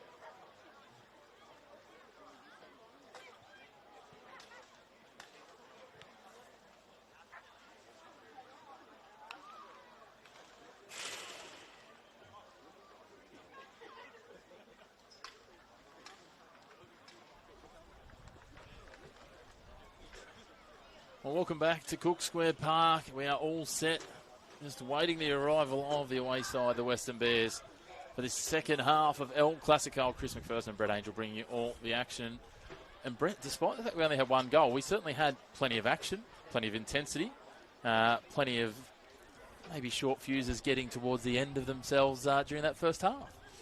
Yeah, as I said, it was a very even game, and I think Maitland will be disappointed to go in 1-0 down. But 1-0 down, they find themselves. So obviously what we're looking for is, are they going to now open themselves up and Weston sort of bide their time and pick them off, or, because they've got themselves in some half-decent positions without really unduly threatening the goalkeeper. But potentially both teams have done that. They probably, outside of the goal, were closest to where I thought the goalkeeper made a really good save from the free kick. And turned it round, and obviously the timing of the goal would have been the disappointing thing, so close to half time. It certainly would have been frustrating for the Magpies and their fans, but I guess the interesting piece is how do you go chasing a derby without losing too much of your shape, because that's the risk that you run, isn't it, is if you go and change things too much. And too quickly. I think the first 15 minutes will probably be a little bit like the first 15 minutes of the first half. They're sort of feeling each other out, seeing what's happening. I think they've had a little bit more success, Maitland, when they've got a little bit more direct and put the ball over the top for runners. Crowley's got himself into half-decent positions, and that they've looked a little bit more threatening there, and I'd probably say when they're in wide positions, they need to maybe bring a few more players into the box to give some more options than possibly just the one that usually they've ended up with. Well, we have the Western Bears, we have our match officials, and we are all but set for this second half. Western with the advantage, but a long way to go with 45 minutes left in the first edition of El Clasico for season 2026. Round 2 action. The earlier games in this round, well, earlier today, Edgeworth managed to claw it back late. They snatched 3 points late last week. This week, they snatched one late with a 2-2 draw away to Lambton Jaffers. In other games earlier in the round, Broadmeadow Magic 2-0 over Valentine on Friday night. And Cahaiba getting their first ever win in the NPL, 3-1 over Adamstown Rosebud. So well done to Cahaiba. Very historic moment for their club. Yeah, Blair will be very happy with that. Obviously, they had a little bit of welcome to the NPL the previous week, but no, I've hit the ground running there against Adamstown. Certainly have, as Roebuck drives that out. I'm sure Blair Newham, after being shut out the week before, will be very happy as well. We've gotten 3 goals on the score sheet, so watch for it. It's going to be an interesting journey. Always is coming up into the league, isn't it? That we talked about it last week on the commentary with Harry Scobie, that ability to be able to perform week in, week out and do that and compete with the level of competition that you've got across this league and the depth of some of the other clubs. Yeah, without doubt. Obviously, they're coming up. They know what it's about, but they don't really know what's expected. Obviously, they start against a potential top 4 team in Lambton Jaffers that have ended up losing heavily. And then they've hit back with potentially a game where I think they'd have felt that there was a little bit more relevance of trying to pick up 3 points against Adamstown, but they've gone and done that. I remember talking to Mick Stafford last year, the Bell Swans coach, who are obviously in that same position, and they got a win in their first game against Adamstown as well. winning 5-2. But he talked about that fact of, making sure that they identify what were realistically the winnable games and then just competing in those other games to be used to that standard quite regularly. As Maitland, opportunity here through power. He takes a strike. It rattled the netting, but it was the wrong side, just outside, and crashes into the outside of the side netting. And again, very good build-up play there from Maitland. All of the passes connected. There was 7-8 passes that got power in. He was on the run, and as I said, he's lashed the ball in, but just the wrong side of the post and into the side netting. But looking quite dangerous there, certainly, and I think Adam Hughes will be very happy with how they've started the second half, because they've started it a little bit more on the front foot. Yeah, I was just going to touch on that. Obviously, the messages reverberated and resonated with them because they have come out and got on that front foot early and shown some intent here. Corcoran gets it forward. Muddle can't quite control it. Evans gets it now. Realises there's no one else out to his left, so he goes back to the right and drops it back to defence. Weston, a little busy trying to get into a debate with the match official rather than actually playing it out. They had advantage, but the advantage was over as now Maitland pushed down this right-hand side. Roos feeds it in. Lundy, nice return. Roos into Crowley. Back to Roos. He swings it wide left now. And they take a strike, and Roebuck gets two hands to it but can't hang on and just parries it over the byline, and we'll have a corner early for Maitland. And again, very nice approach play. 5, 6, 7 passes, all landed to the right feet, and a decent strike this time, and needing Roebuck to turn it round because it was on target.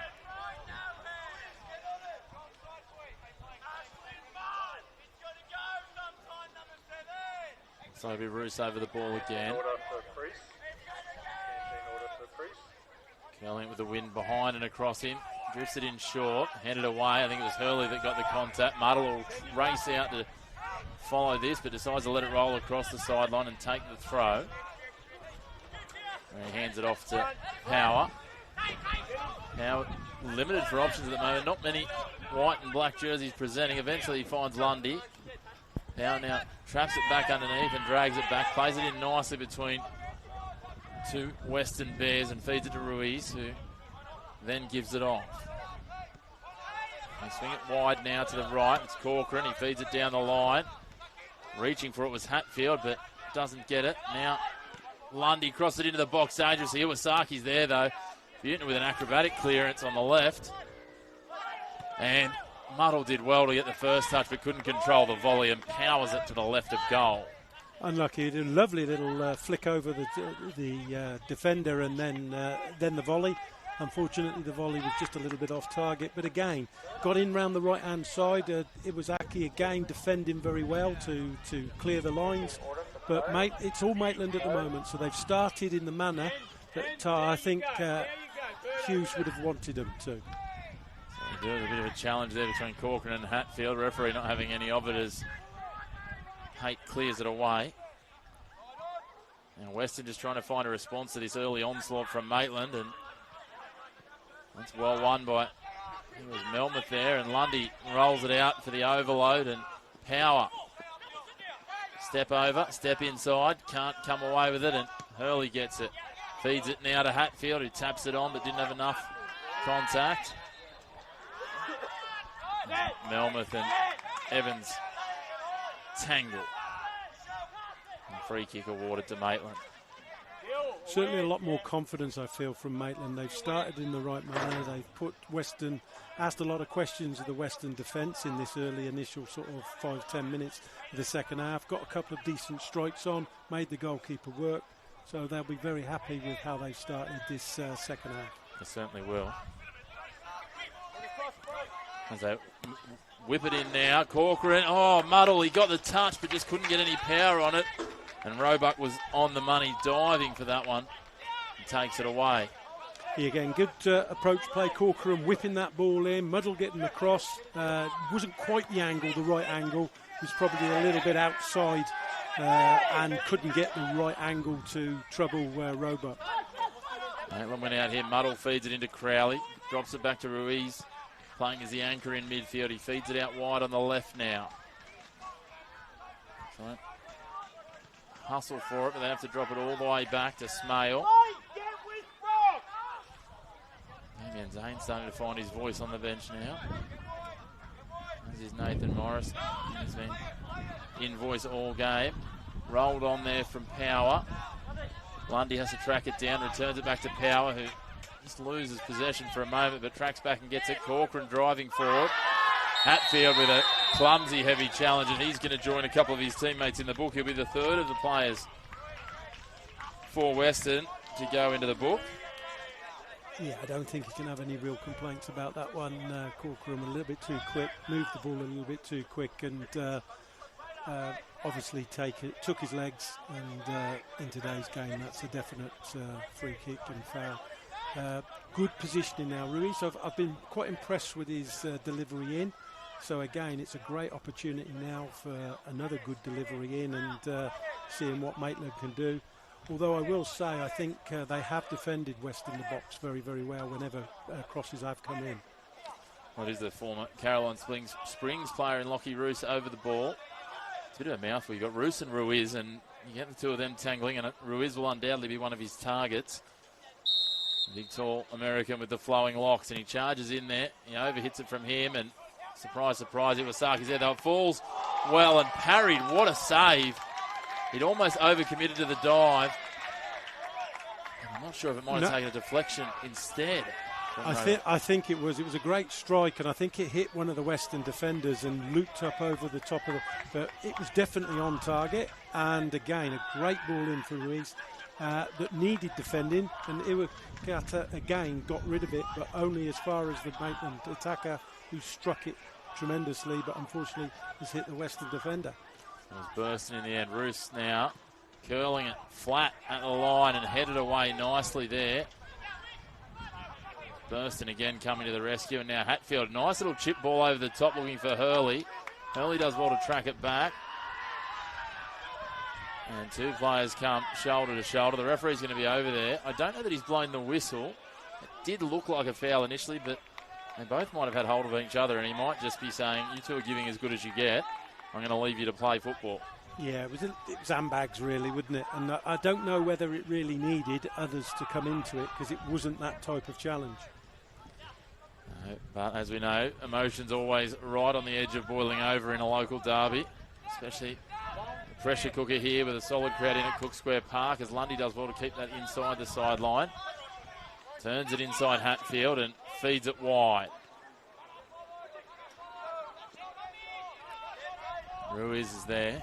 Power's got plenty of space here, and he's tried to signal for the ball a couple of times, but doesn't want to use too much voice and draw attention to himself. And the coaching staff of Weston have spotted him, and Burston tracks across.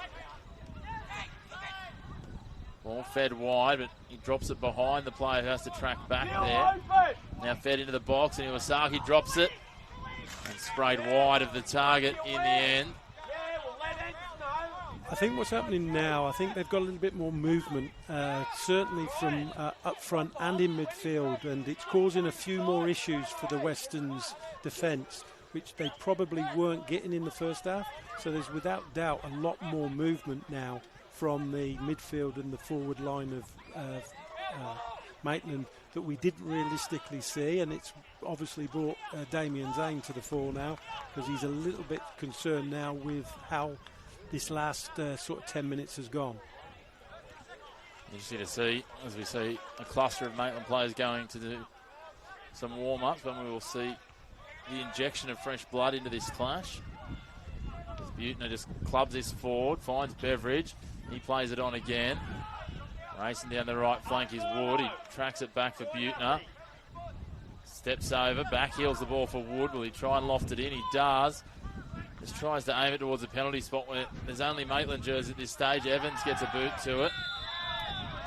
Didn't look like a lot in that from our distance. The referee in a lot better position to judge it, but the foul goes against Melmoth, and it'll be a Western free kick in a dangerous position.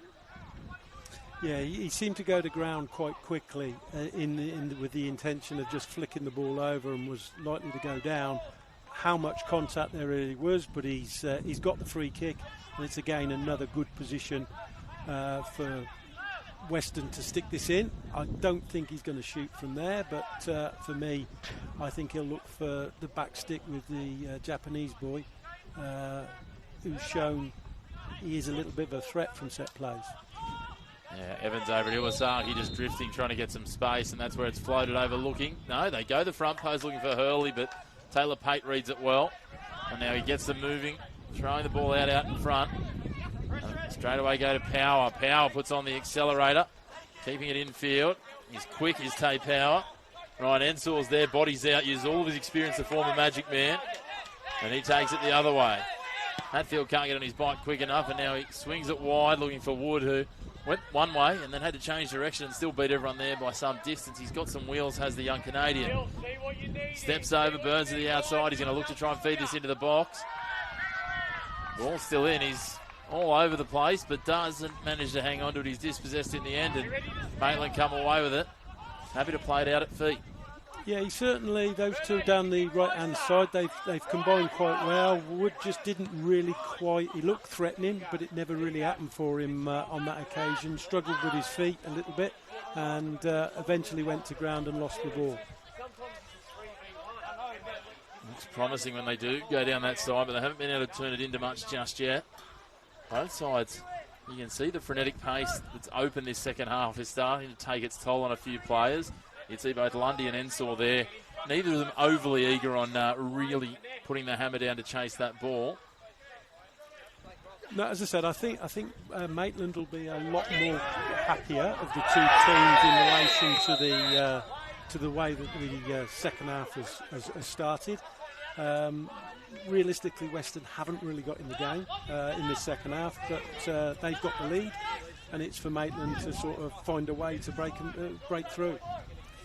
A bit of a late challenge there, and a yellow card going to Lockie Bruce as Beveridge trying to get free, and there's certainly plenty of animation. You can feel the intensity and passion from both benches, both sets of players. Every time there is a decision to be made or to be not made even, they are very vociferous in the way they're approaching the referee. He's certainly had his work cut out from him already across the opening 50-odd minutes, and will continue to do so.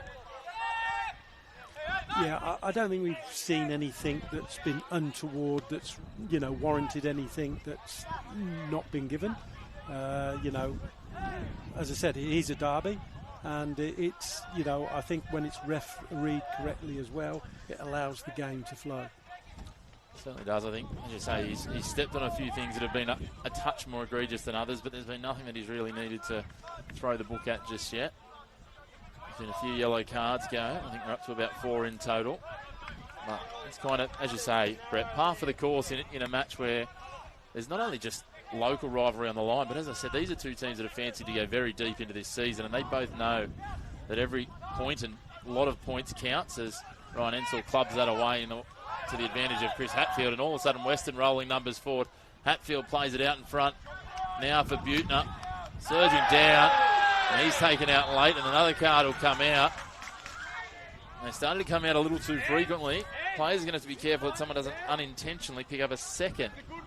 Yeah, and again, I don't think he can moan about that one. He's late. Woods just nicked it by him, and he's not taken the ball at all, taken his legs, so I don't think he can complain. But again, a very good opportunity here, and a nice position for Weston to ask a few questions of the Maitland goal. I'll have the option here. Will Evans or Hatfield strike for the target? Unsurprisingly, Mana Iwasaki just slinking his way out the back of the pack here. As Beveridge rolls out at the back post, and he does take a strike, and Taylor Pate had to get every inch of him up there and stretch out to parry that away from the corner. Yeah, it was a decent strike and a decent save. Whether it was going on, we haven't quite got the angle, but he certainly needed to do something to stop it, whether it was going on target or not, because there was a lot of whip on that ball and a lot of power. Certainly was. Let's see what Hurley can do here. The good news is that the wind will sort of be pushing behind and across, so he can float this out towards the penalty spot, and the wind will bring it back towards the goal mouth. As Iwasaki tries to break free, and he puts plenty of air on this at the back post, a little too much in the end. They managed to keep it in play. The referee is now handing out yellow cards for fun. This one for Carson Wood, and that's about the 4th in as many minutes. Yeah, again, in today's game, realistically, he's upended him, so you knew it was coming. Well, he's certainly set the precedent. He's been consistent with it, we can say that. In terms of dishing out the yellow cards for both sides when seen fit. Maitland, though, have had the upper hand so far in the exchanges of the opening 15 to 16 minutes of this second half. They've gone away from football for the last few minutes of these two sides, and hopefully the football game is going to break back out here. Nice little steal there from Chris Hatfield. Working down the left flank, puts on the accelerator, crosses it into the box, driven home. A second goal from Weston against the run of play, and they lead 2-0. And it is that man again, Brock Beveridge, a 4th goal of the season, a second brace of 2026 already. That is a good way to hit the ground running. It certainly was, and Chris Hatfield again, very direct, picks up the ball, runs at his defender, gets the wrong side of him, lovely little cross into, and another first-time great finish from Beveridge to realistically come from nowhere, because, to be fair, it has been all Maitland, but that's the difference when you've got players in that vein of form and that you're given the opportunity. So again, Hatfield and Beveridge combination makes it 2-0. Plenty of people ask the question about Hatfield not playing at the top of the attack, but I tell you what, it's certainly working out. As I said, 2 braces in 2 weeks already for Beveridge, and they're taking their opportunities, that is for certain, as Buettner drives down the right side. All of a sudden you can see a spring in the step of the Bears. Buettner crosses it into the box again. Hurley's at the back post, and my goodness, they almost made it 3 instantaneously. Hatfield, he tricked even himself. Evans takes a strike. It falls for Hatfield again. Pushed it into the box. It's pinballing around in there. Does it fall? They go into a challenge and Pate comes away with it. We've got a player down on the ground here. Not quite sure who it is in the end, but my goodness, Weston had a few chances there, and Maitland somehow managed to stave off a 3rd goal. They did, but it was a magnificent save, the first one from Hurley's header. Pate has a magnificent save. I think he's, is it Beveridge? He seems to be in a little bit of discomfort there at the moment. He's gone in with the goalkeeper, and he's not got up since. So, yeah, an interesting one, but it was a great save, and it possibly has kept them realistically in the game there. To be fair, I thought they'd scored with the header first. Yes. And a wonderful save there, and then that loose ball, as I said, Beveridge just gave it absolutely everything, and you can understand why, looking for his 5th goal of the season. But Pate came in low, just doing exactly what a goalkeeper should do, put his body over the ball. Certainly from our distance, and we are quite a distance away, it didn't look like there was anything untoward in the challenge. It was just 2 bodies coming together, and sometimes, unfortunately, one body will come off significantly worse. And we are seeing some movement now, which is great from Brock Beveridge, but he's still not up off the ground.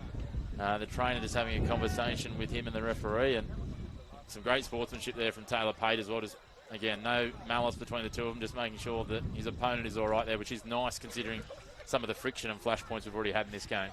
That's right. You know, as I said, it's one of those, and it could have been a turning point, because I think realistically, while the game is still 2-0, if Maitland can get themselves back in it, and it's not, you know, they had started better, you know, but certainly at 3-0, I think the game would have been over. So Pate's great save there has probably now kept Maitland in the game. When you talk about it, and you know that 3-0 deficit, but the back-to-back goals too, that just takes so much wind out of your sails when you've played probably the realistically significantly better football in this second half for the opening 18 or so minutes to have conceded there. So, you know, we may look back at that as a key moment. It may not be, but nonetheless, it's a wonderful save that will certainly give Pate some confidence. Obviously a player who departed this club at the start of last year, then came back for opportunity midway through the season and has made that number 1 jersey his own leading into 2026, and moments like that show exactly why. Yeah, certainly in today's game, he's been very much, when required, up to the task.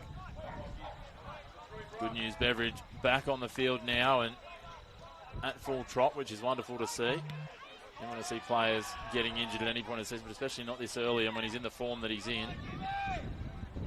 So that's driven over the sideline by the Bears, and Maitland looking for a response.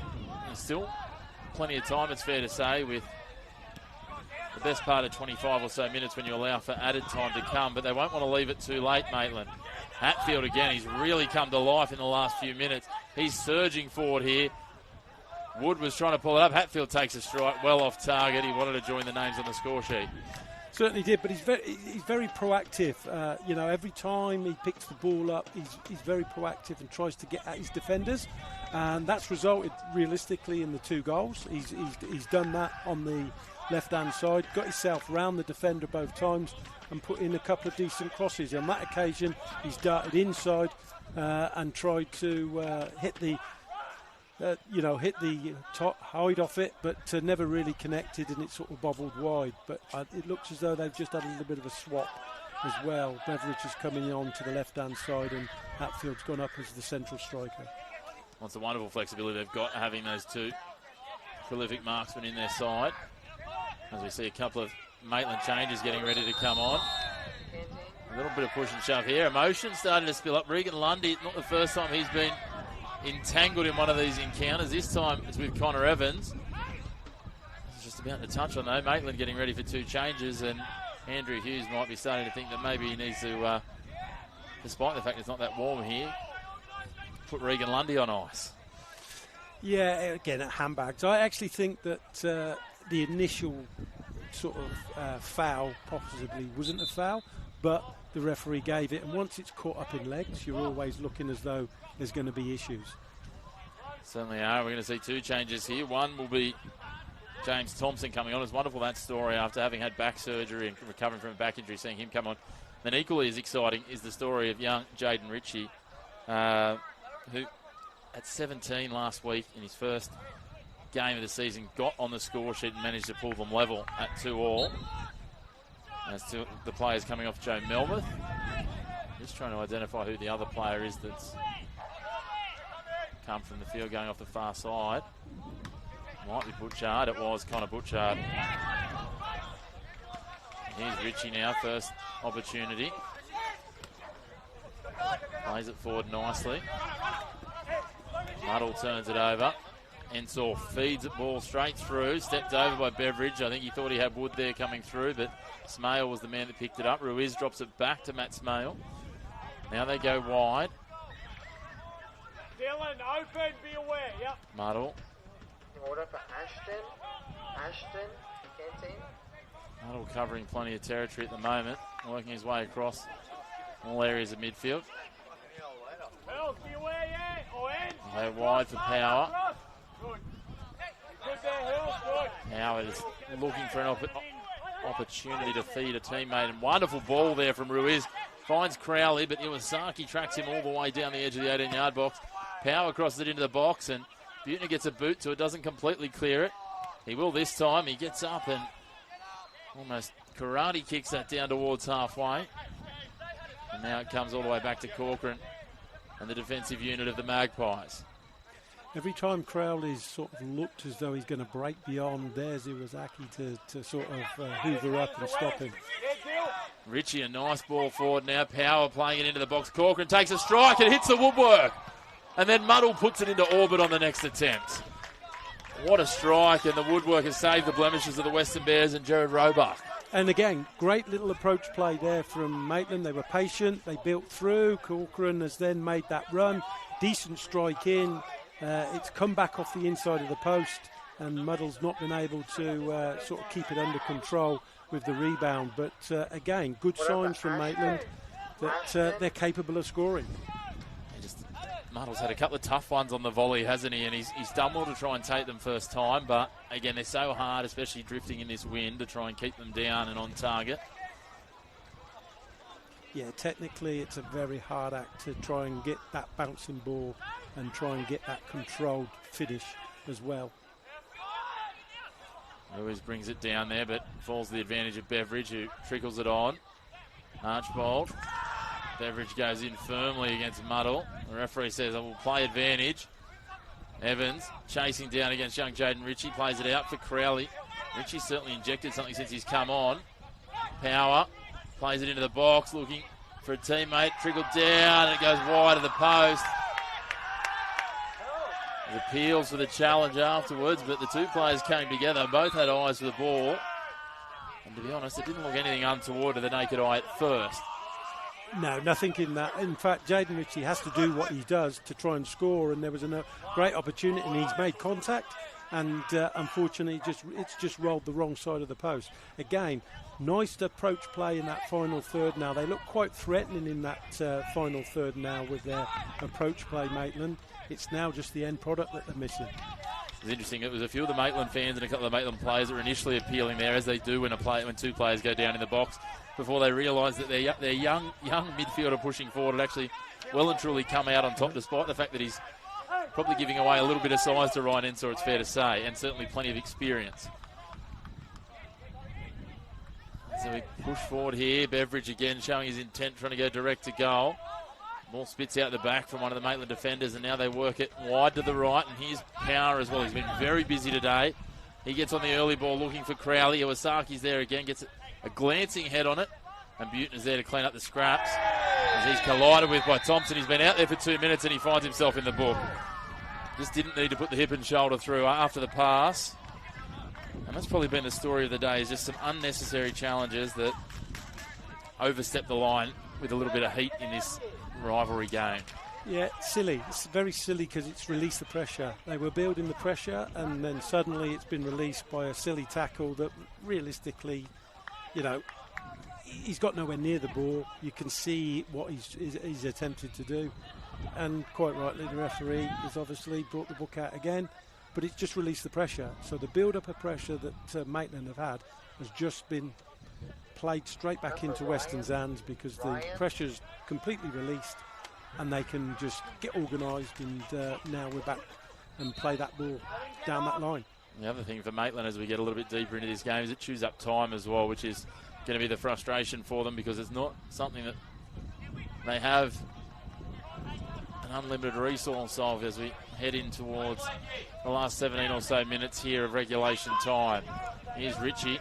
He's certainly got a turn of pace. Steps over, comes back in. A little bit of a clumsy challenge there. It was just a clip, missed time, and the referee deals with it well. And he tells Archibald just to leave the ball behind as he tries to run away with it. Again, a very good position. Jaden Ritchie's come on and injected a little bit of positivity and pace into the attack line. He's generally got after his defender and tried to go 1v1, and now they've got themselves a good opportunity of putting this ball in with a little bit of quality. They play it here. Ritchie does well. Nice little. Sorry, that's not Ritchie, that's Power. Nice little touch back inside. Tries to thread it into the box. Did it take a deflection? No, says the referee. Points to the goals, and we'll have a goal kick. I think there with Ruiz, I can't really quite understand why, with his delivery, why he's decided to actually play the ball to Power, because I don't think Power's going to do anything different to what Ruiz can do, and it didn't really work in what they tried to do anyway. Hatfield on the ball, dispossessed. She needs to be careful there, sliding in carelessly. Hurley almost comes away with it. He appeals to the referee, holds his ankle for a moment. I fancy he'll be back to his feet and jogging on in a second. Iwasaki just taking his time here. Thompson pushing forward. There's Hurley. Just heads it forward, and I'll be happy to play it down the far end for the moment. Corcoran on the ball. Now Power. Nothing presents in front, so he tracks back and it returns to Corcoran via Ruiz. Now Corcoran gives it to Roos. He'll play it across to Smale as they slow down the tempo again here, Maitland, as they start to struggle as Weston settle into that block again. Lofted over the top. Almost feels a little hit and hope as Buettner tries to shadow this across the byline and does well. That becomes a frustration because obviously they need to push and try and score. They can't see a lot of space. There's not a lot of options, and it's, exactly realistically playing into Weston's hands because they want them to be frustrated and try something, and then they'll transition on them and hopefully then find themselves down the other end. Evans, miscued pass, but worked out okay in the end. Now he finds Hurley. He pushes it wide. Buettner with plenty of time and space there. Challenge comes in. Do they get some ball? They must have done because the referee says play on. And Now it falls back again. Getting it back on his feet, crossing it into the box. He lost his balance as he hit it, and it falls short of Beveridge. Now, Carson Wood, who's been a little quiet, I think it's fair to say, in this second half, hasn't had the opportunities maybe that he had to inject himself in the first half, the Canadian. I think overall that Maitland have had more of the ball in this second half than they did in the first half, and certainly, other than the outside, the couple of goals, or should we say, the goal and the great save, outside of that, Maitland have probably had the better of the game.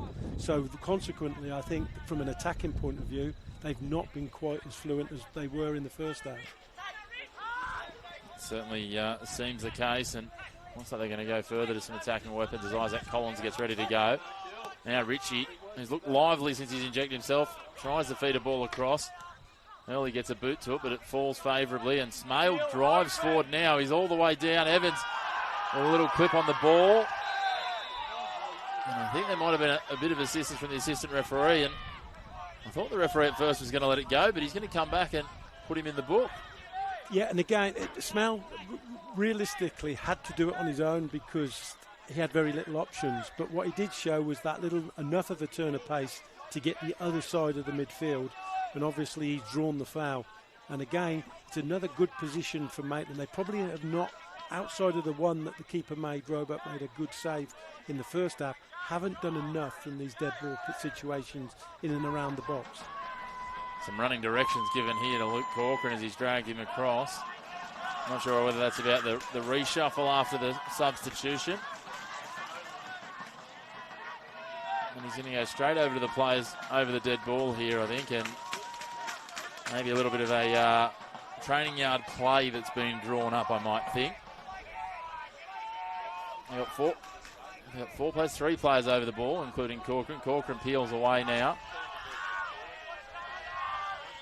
Now Corcoran drops back and he pushes Smale forward.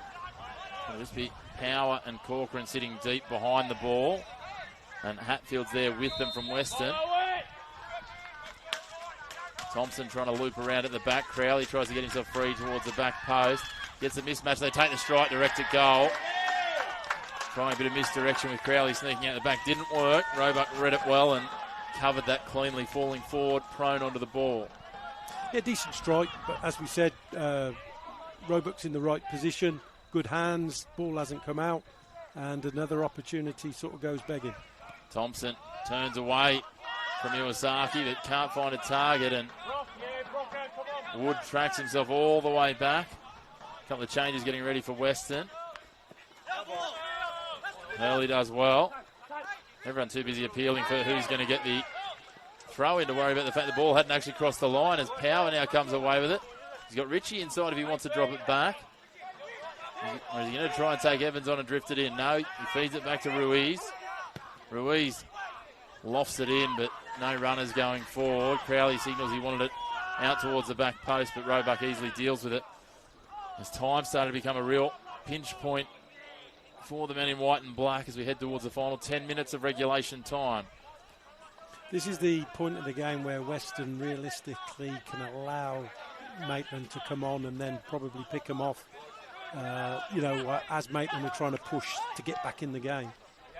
Inside pass, Dylan, you're away here. Yeah, pass, this is going to have to be you. Now Maitland working it again, trying to conjure an opportunity. They loft it. Looks like he was in front of the line, and the offside flag does go up.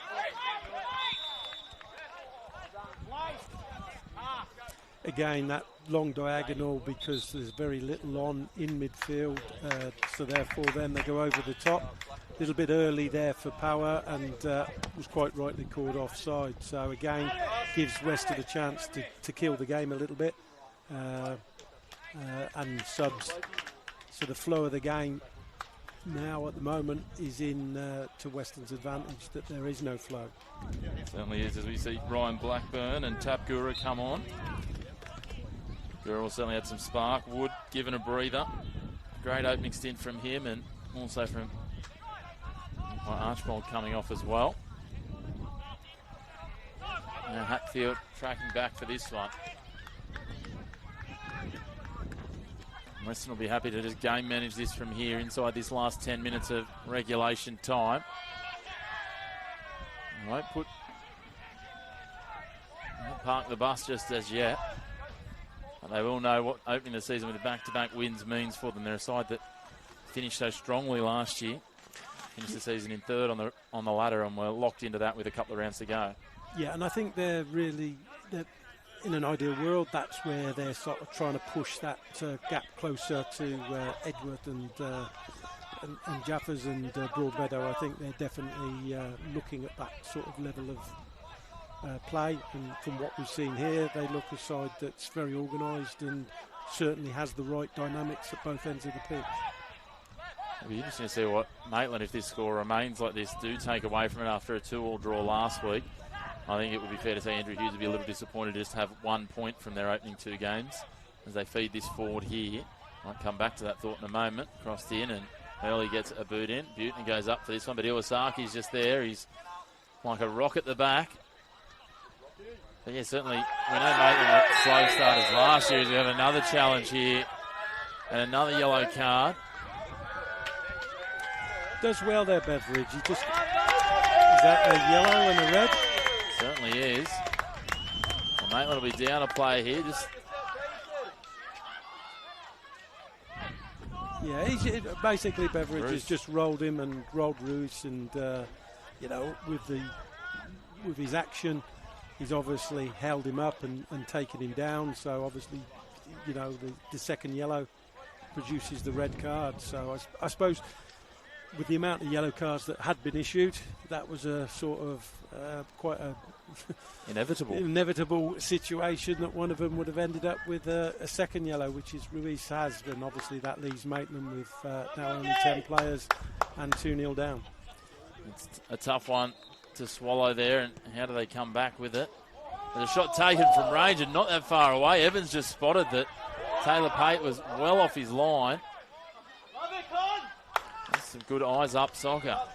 It was, saw him off his line, and to be fair, if had it been on target, it was a goal because it had beat Pate there. Gura working overtime. He's energetic at the best of times, but he comes on against tired bodies here. Hatfield does well to shut down the avenue there of power. Yeah, as I was saying, it'd be quite interesting to see what Andrew Hughes' takeaway is at this point. As I said, Maitland started slowly, came home late last year to sneak their way into finals. They won't be wanting to do that again, but again, with the squad they've got, they'll certainly fancy their chances as Muddle gets here, feeds the ball into the box. Opportunity here, pushed across the face, and Isaac Collins is on for not more than a couple of minutes, and he gets Maitland on the score sheet, despite the fact they are down a man. They trailed 2-1 in the late stages of this one here. Another great movement and great combination play. They did it in the first 15 minutes. In this instance, what's happened, the difference being, is a great ball in and a great finish. So there's the difference, and now we really have got a great finish, a grandstand finish to this local derby. It's 2-1, and as I said, they probably fully deserve to be, certainly have scored that goal, and it's come in the way that realistically in the first 15 minutes it looked as though that they would score that but didn't, and they've stuck it away now, and it really does look as though now it'll be an interesting last finish. Iwasaki drives long, and the offside flag does go up against Blackburn there. And yeah, it's interesting, isn't it, the mental effect a red card can have. Sometimes it can be, when you're down 2-0, you're down a man, all of a sudden it's, kicking stones. Other times it's, let's throw caution to the wind and see what happens. And that's exactly what Maitland did. As you said, they capitalised back on how they started their second half, and this time it came off. And that's right. And now, suddenly, there's a belief there that they can go on and get another one. Push forward here. The ball just outpaces Lundy and rolls over the sideline. They'll take all their time now. This is about the game management, because obviously they're still leading 2-1 Weston. So all of the stoppages will harm Maitland more than they will Weston. Still the best part of 5 minutes to come of regulation time, and then whatever else the referee decides is appropriate as Hatfield pushes forward here. They could probably put a nail in the door and the coffin here if they can get a goal. Beveridge takes a strike, deflected down. He gets it again, he'll go again, and deflected away by Thompson for a corner. Exactly as you said, Brett Angel. They will take their time here, Weston. They'll be in absolutely no hurry. That's right. Obviously, there, Beveridge again, he's impressed. Every time the ball's been in and around the box, he's looked a threat. He's obviously confident because of the goals that he's scored in the last 2 games. But, again, he was a threat there. I think it was his own player actually blocked the first shot that looked as though it was going on target. But his second one got deflected away for a corner, and we'll see whether they can sort of put it to bed with this set piece. Well, they go the short corner here. Evans on the strike, takes it. Taylor Pate comes surging across the pack to just grab that at his toes. It's an interesting one because that corner's exactly the same one that Hurley had in the first half, but Maitland weren't really switched on to that one. The delivery might have been a touch quicker too. It was quite lackadaisical the first time they did it, Weston. Power here, just traps it back. Now they go long and deep looking for Crowley. Buettner's there, gets up to it. Gura heads it forward. Ruiz. Gura gets in the way of that one. He almost got taken out by the misdirected pass, and now they go for Power, and Burston happy just to club it long and manage territory. Pate quickly gets us moving again. Corcoran, can he be the spark to find the leveller here?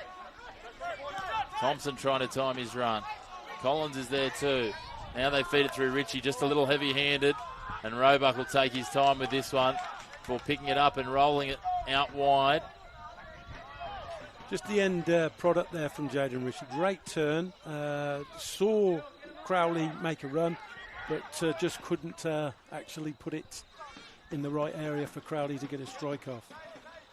Beveridge trying to make the most of the fact that with a reshuffled back line, Maitland Magpies, but couldn't come out on top there as Tay Power pops it back now. Doesn't quite find Ruiz where he wanted, and Ruiz has to track back to get it.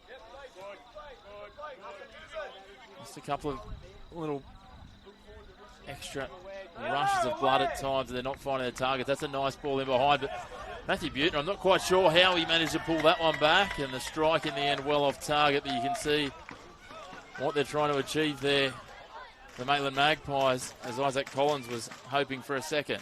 Yeah, another great long diagonal ball for a runner on going over the top, and again asking a lot of questions there of the Western defence. He's managed to sort of slow it up, and it's fallen back into the middle of the midfield. He's come on for the strike, but unfortunately it's high, wide and handsome. But again, asking some questions of the Western defence and seeing what they can do. Into the final minutes of regulation time here. Weston trying to draw down the clock as much as they can, keep the ball away from the threat of a goal. Maitland searching for an unlikely looking equaliser. A little bit of miscommunication there as the call from the Western bench is relaxed. Burston now. Hatfield. Beveridge sends it wide. Blackburn's out there. He's got time and space. Feeds it into the box, but it's broken up by Maitland. But they send it as far as Hurley. He drops it back to Burston. Stay there, Hill. Stay there, good boy. Ensor now. He'll take his time. Takes it away from Braden Crowley. Ritchie will push up. They both converge on the one player in possession in Ryan Ensor, and he plays it out for Burston. Burston sends it down for Tapgura, who gets the jump on the defenders. A little step over. The fourth official shows us there'll be 5 minutes of added time. The referee says play on. Gura in the end dispossessed after he gets back to his feet and grabs the ball. Ball goes out of play. Ruiz couldn't control it, and Burston will casually walk down to the mark before undoubtedly chewing up a few more seconds with this throw. Yeah, as I say, they're a very experienced group of players, and they're sort of managing the game. They're managing the end outcome. It's never really looked since they've got the goal as though that they'll concede a quick second one. Opportunity here. Hatfield just had the ball at the top of the 18-yard box, and the foul goes against Hatfield, and Ruiz went to ground. I thought he was just going to try and trap and lay on the ball for a moment there, but the referee saw some illegal contact, and now Muddle's set free. Looking for that quick movement, but Muddle just overcooks it a little bit, much to the delight of the Western fans on the far side here. Just forcing it, and obviously we're into our 90 minutes now, and the tiredness showing in relation to that pass. It's also one of those things, isn't it? Angus muddled all of 19. He wouldn't have been in these sorts of situations too many times. You can certainly understand the exuberance of youth sometimes. Speaking of youth, here's Ritchie on the ball. Drops it back to his fellow teenager in Muddle, who pops it back to Thompson, who's filling in as a defender now.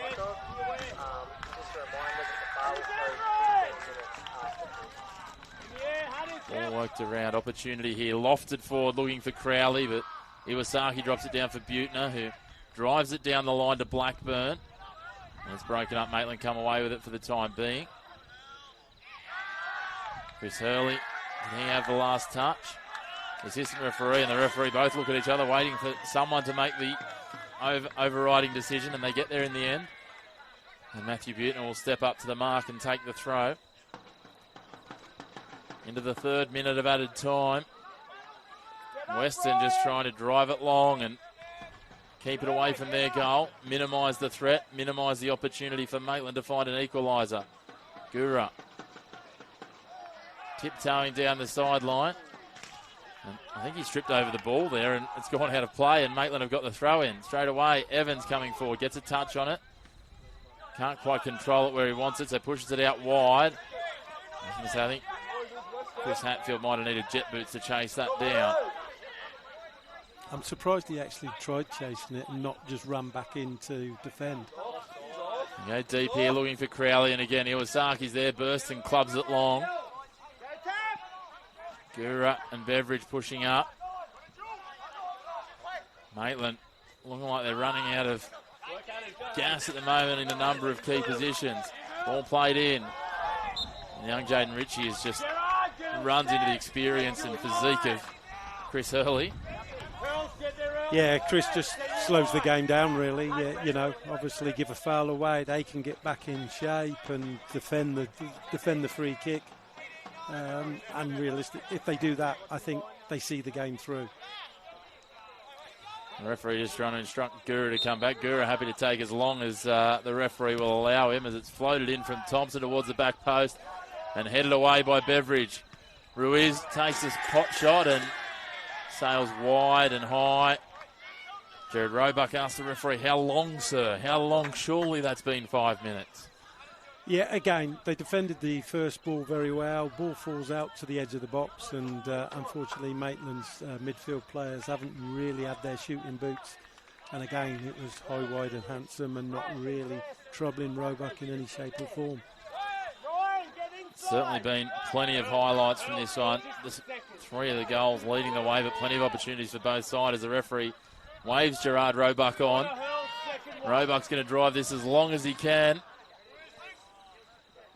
Finds the head of Corcoran, who's been really busy and solid would be the least generous term I could use to describe him. He's been very good in a side that's still trailing deep into this one as Blackburn pushes forward. Butner all of a sudden is absolutely tearing after this one and slides in and gets the ball, does he? No, the referee's going to put him into the book. I'll tell you what, he wouldn't have missed by much, but he's obviously collected the player right in front of the assistant referee, and Matthew Butner will join the long and distinguished list of individuals that have found their names in the referee's book. It'll be multiple pages today, I think, Brett. It certainly will. There must be double figures. And again, that one showing magnificent energy in the 95th minute of the game. I think by my maths we're at 11 or 12 yellow cards today. So, Western Bears, I think, have got all but the full set of them. Ryan Ensor and Brock Beveridge down the outfield players who haven't got one. It's now Chris Hurley tracks it down, and the referee blows his full-time whistle here to close out the initial edition of El Clasico. And that's a derby win with some authority but not complete control from Weston. Even with only one Archibald on the team sheet, their system was strong and composed. They absorbed some pressure, they took their opportunities, and that's key. Under Damien Zane for the first time, that is a serious early marker. They've got Coalfield's bragging rights. And they're undefeated, 2 wins from 2 attempts for season 2026 so far, Brett Angel. Yeah, I think when you look at the difference in realistically Beveridge, you look at Hatfield and Beveridge, Hatfield supplying, Beveridge finishing. Maitland, I thought, had some very nice approach play, certainly in the second half, without quite the finish, but they did manage to get one back. But I suppose it was sort of one of those where I never got the feeling that they were going to get a result from it, and that was as good as it really got for them.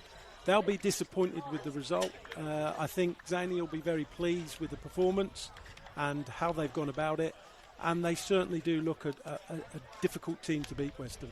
They certainly do. I think there'll be some positives from that second half response from Maitland, but if you're Andrew Hughes, do you lean into those positives, or is it the areas of improvement that you're going to be focusing on first? No, I think some of their approach play in the second half and the goal that they scored epitomised some of their second half performance, and I think against a lesser team than Weston, I think they'll open or have more opportunities as well. I think overall the Japanese boy Taki at the back epitomises Weston. He recognises the game, he defends well, he's very difficult to get round, but he can also play.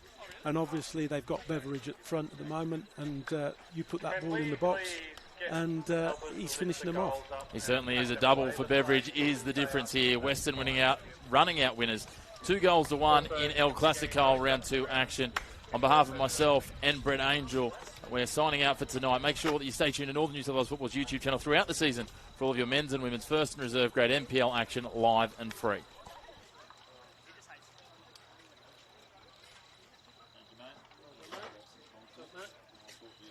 No problems. Thank you.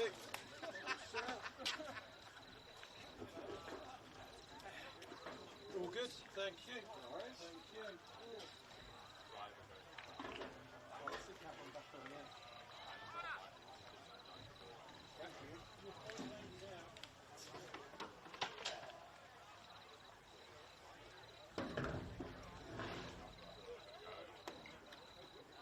No idea. I'm just wheel on the trolley.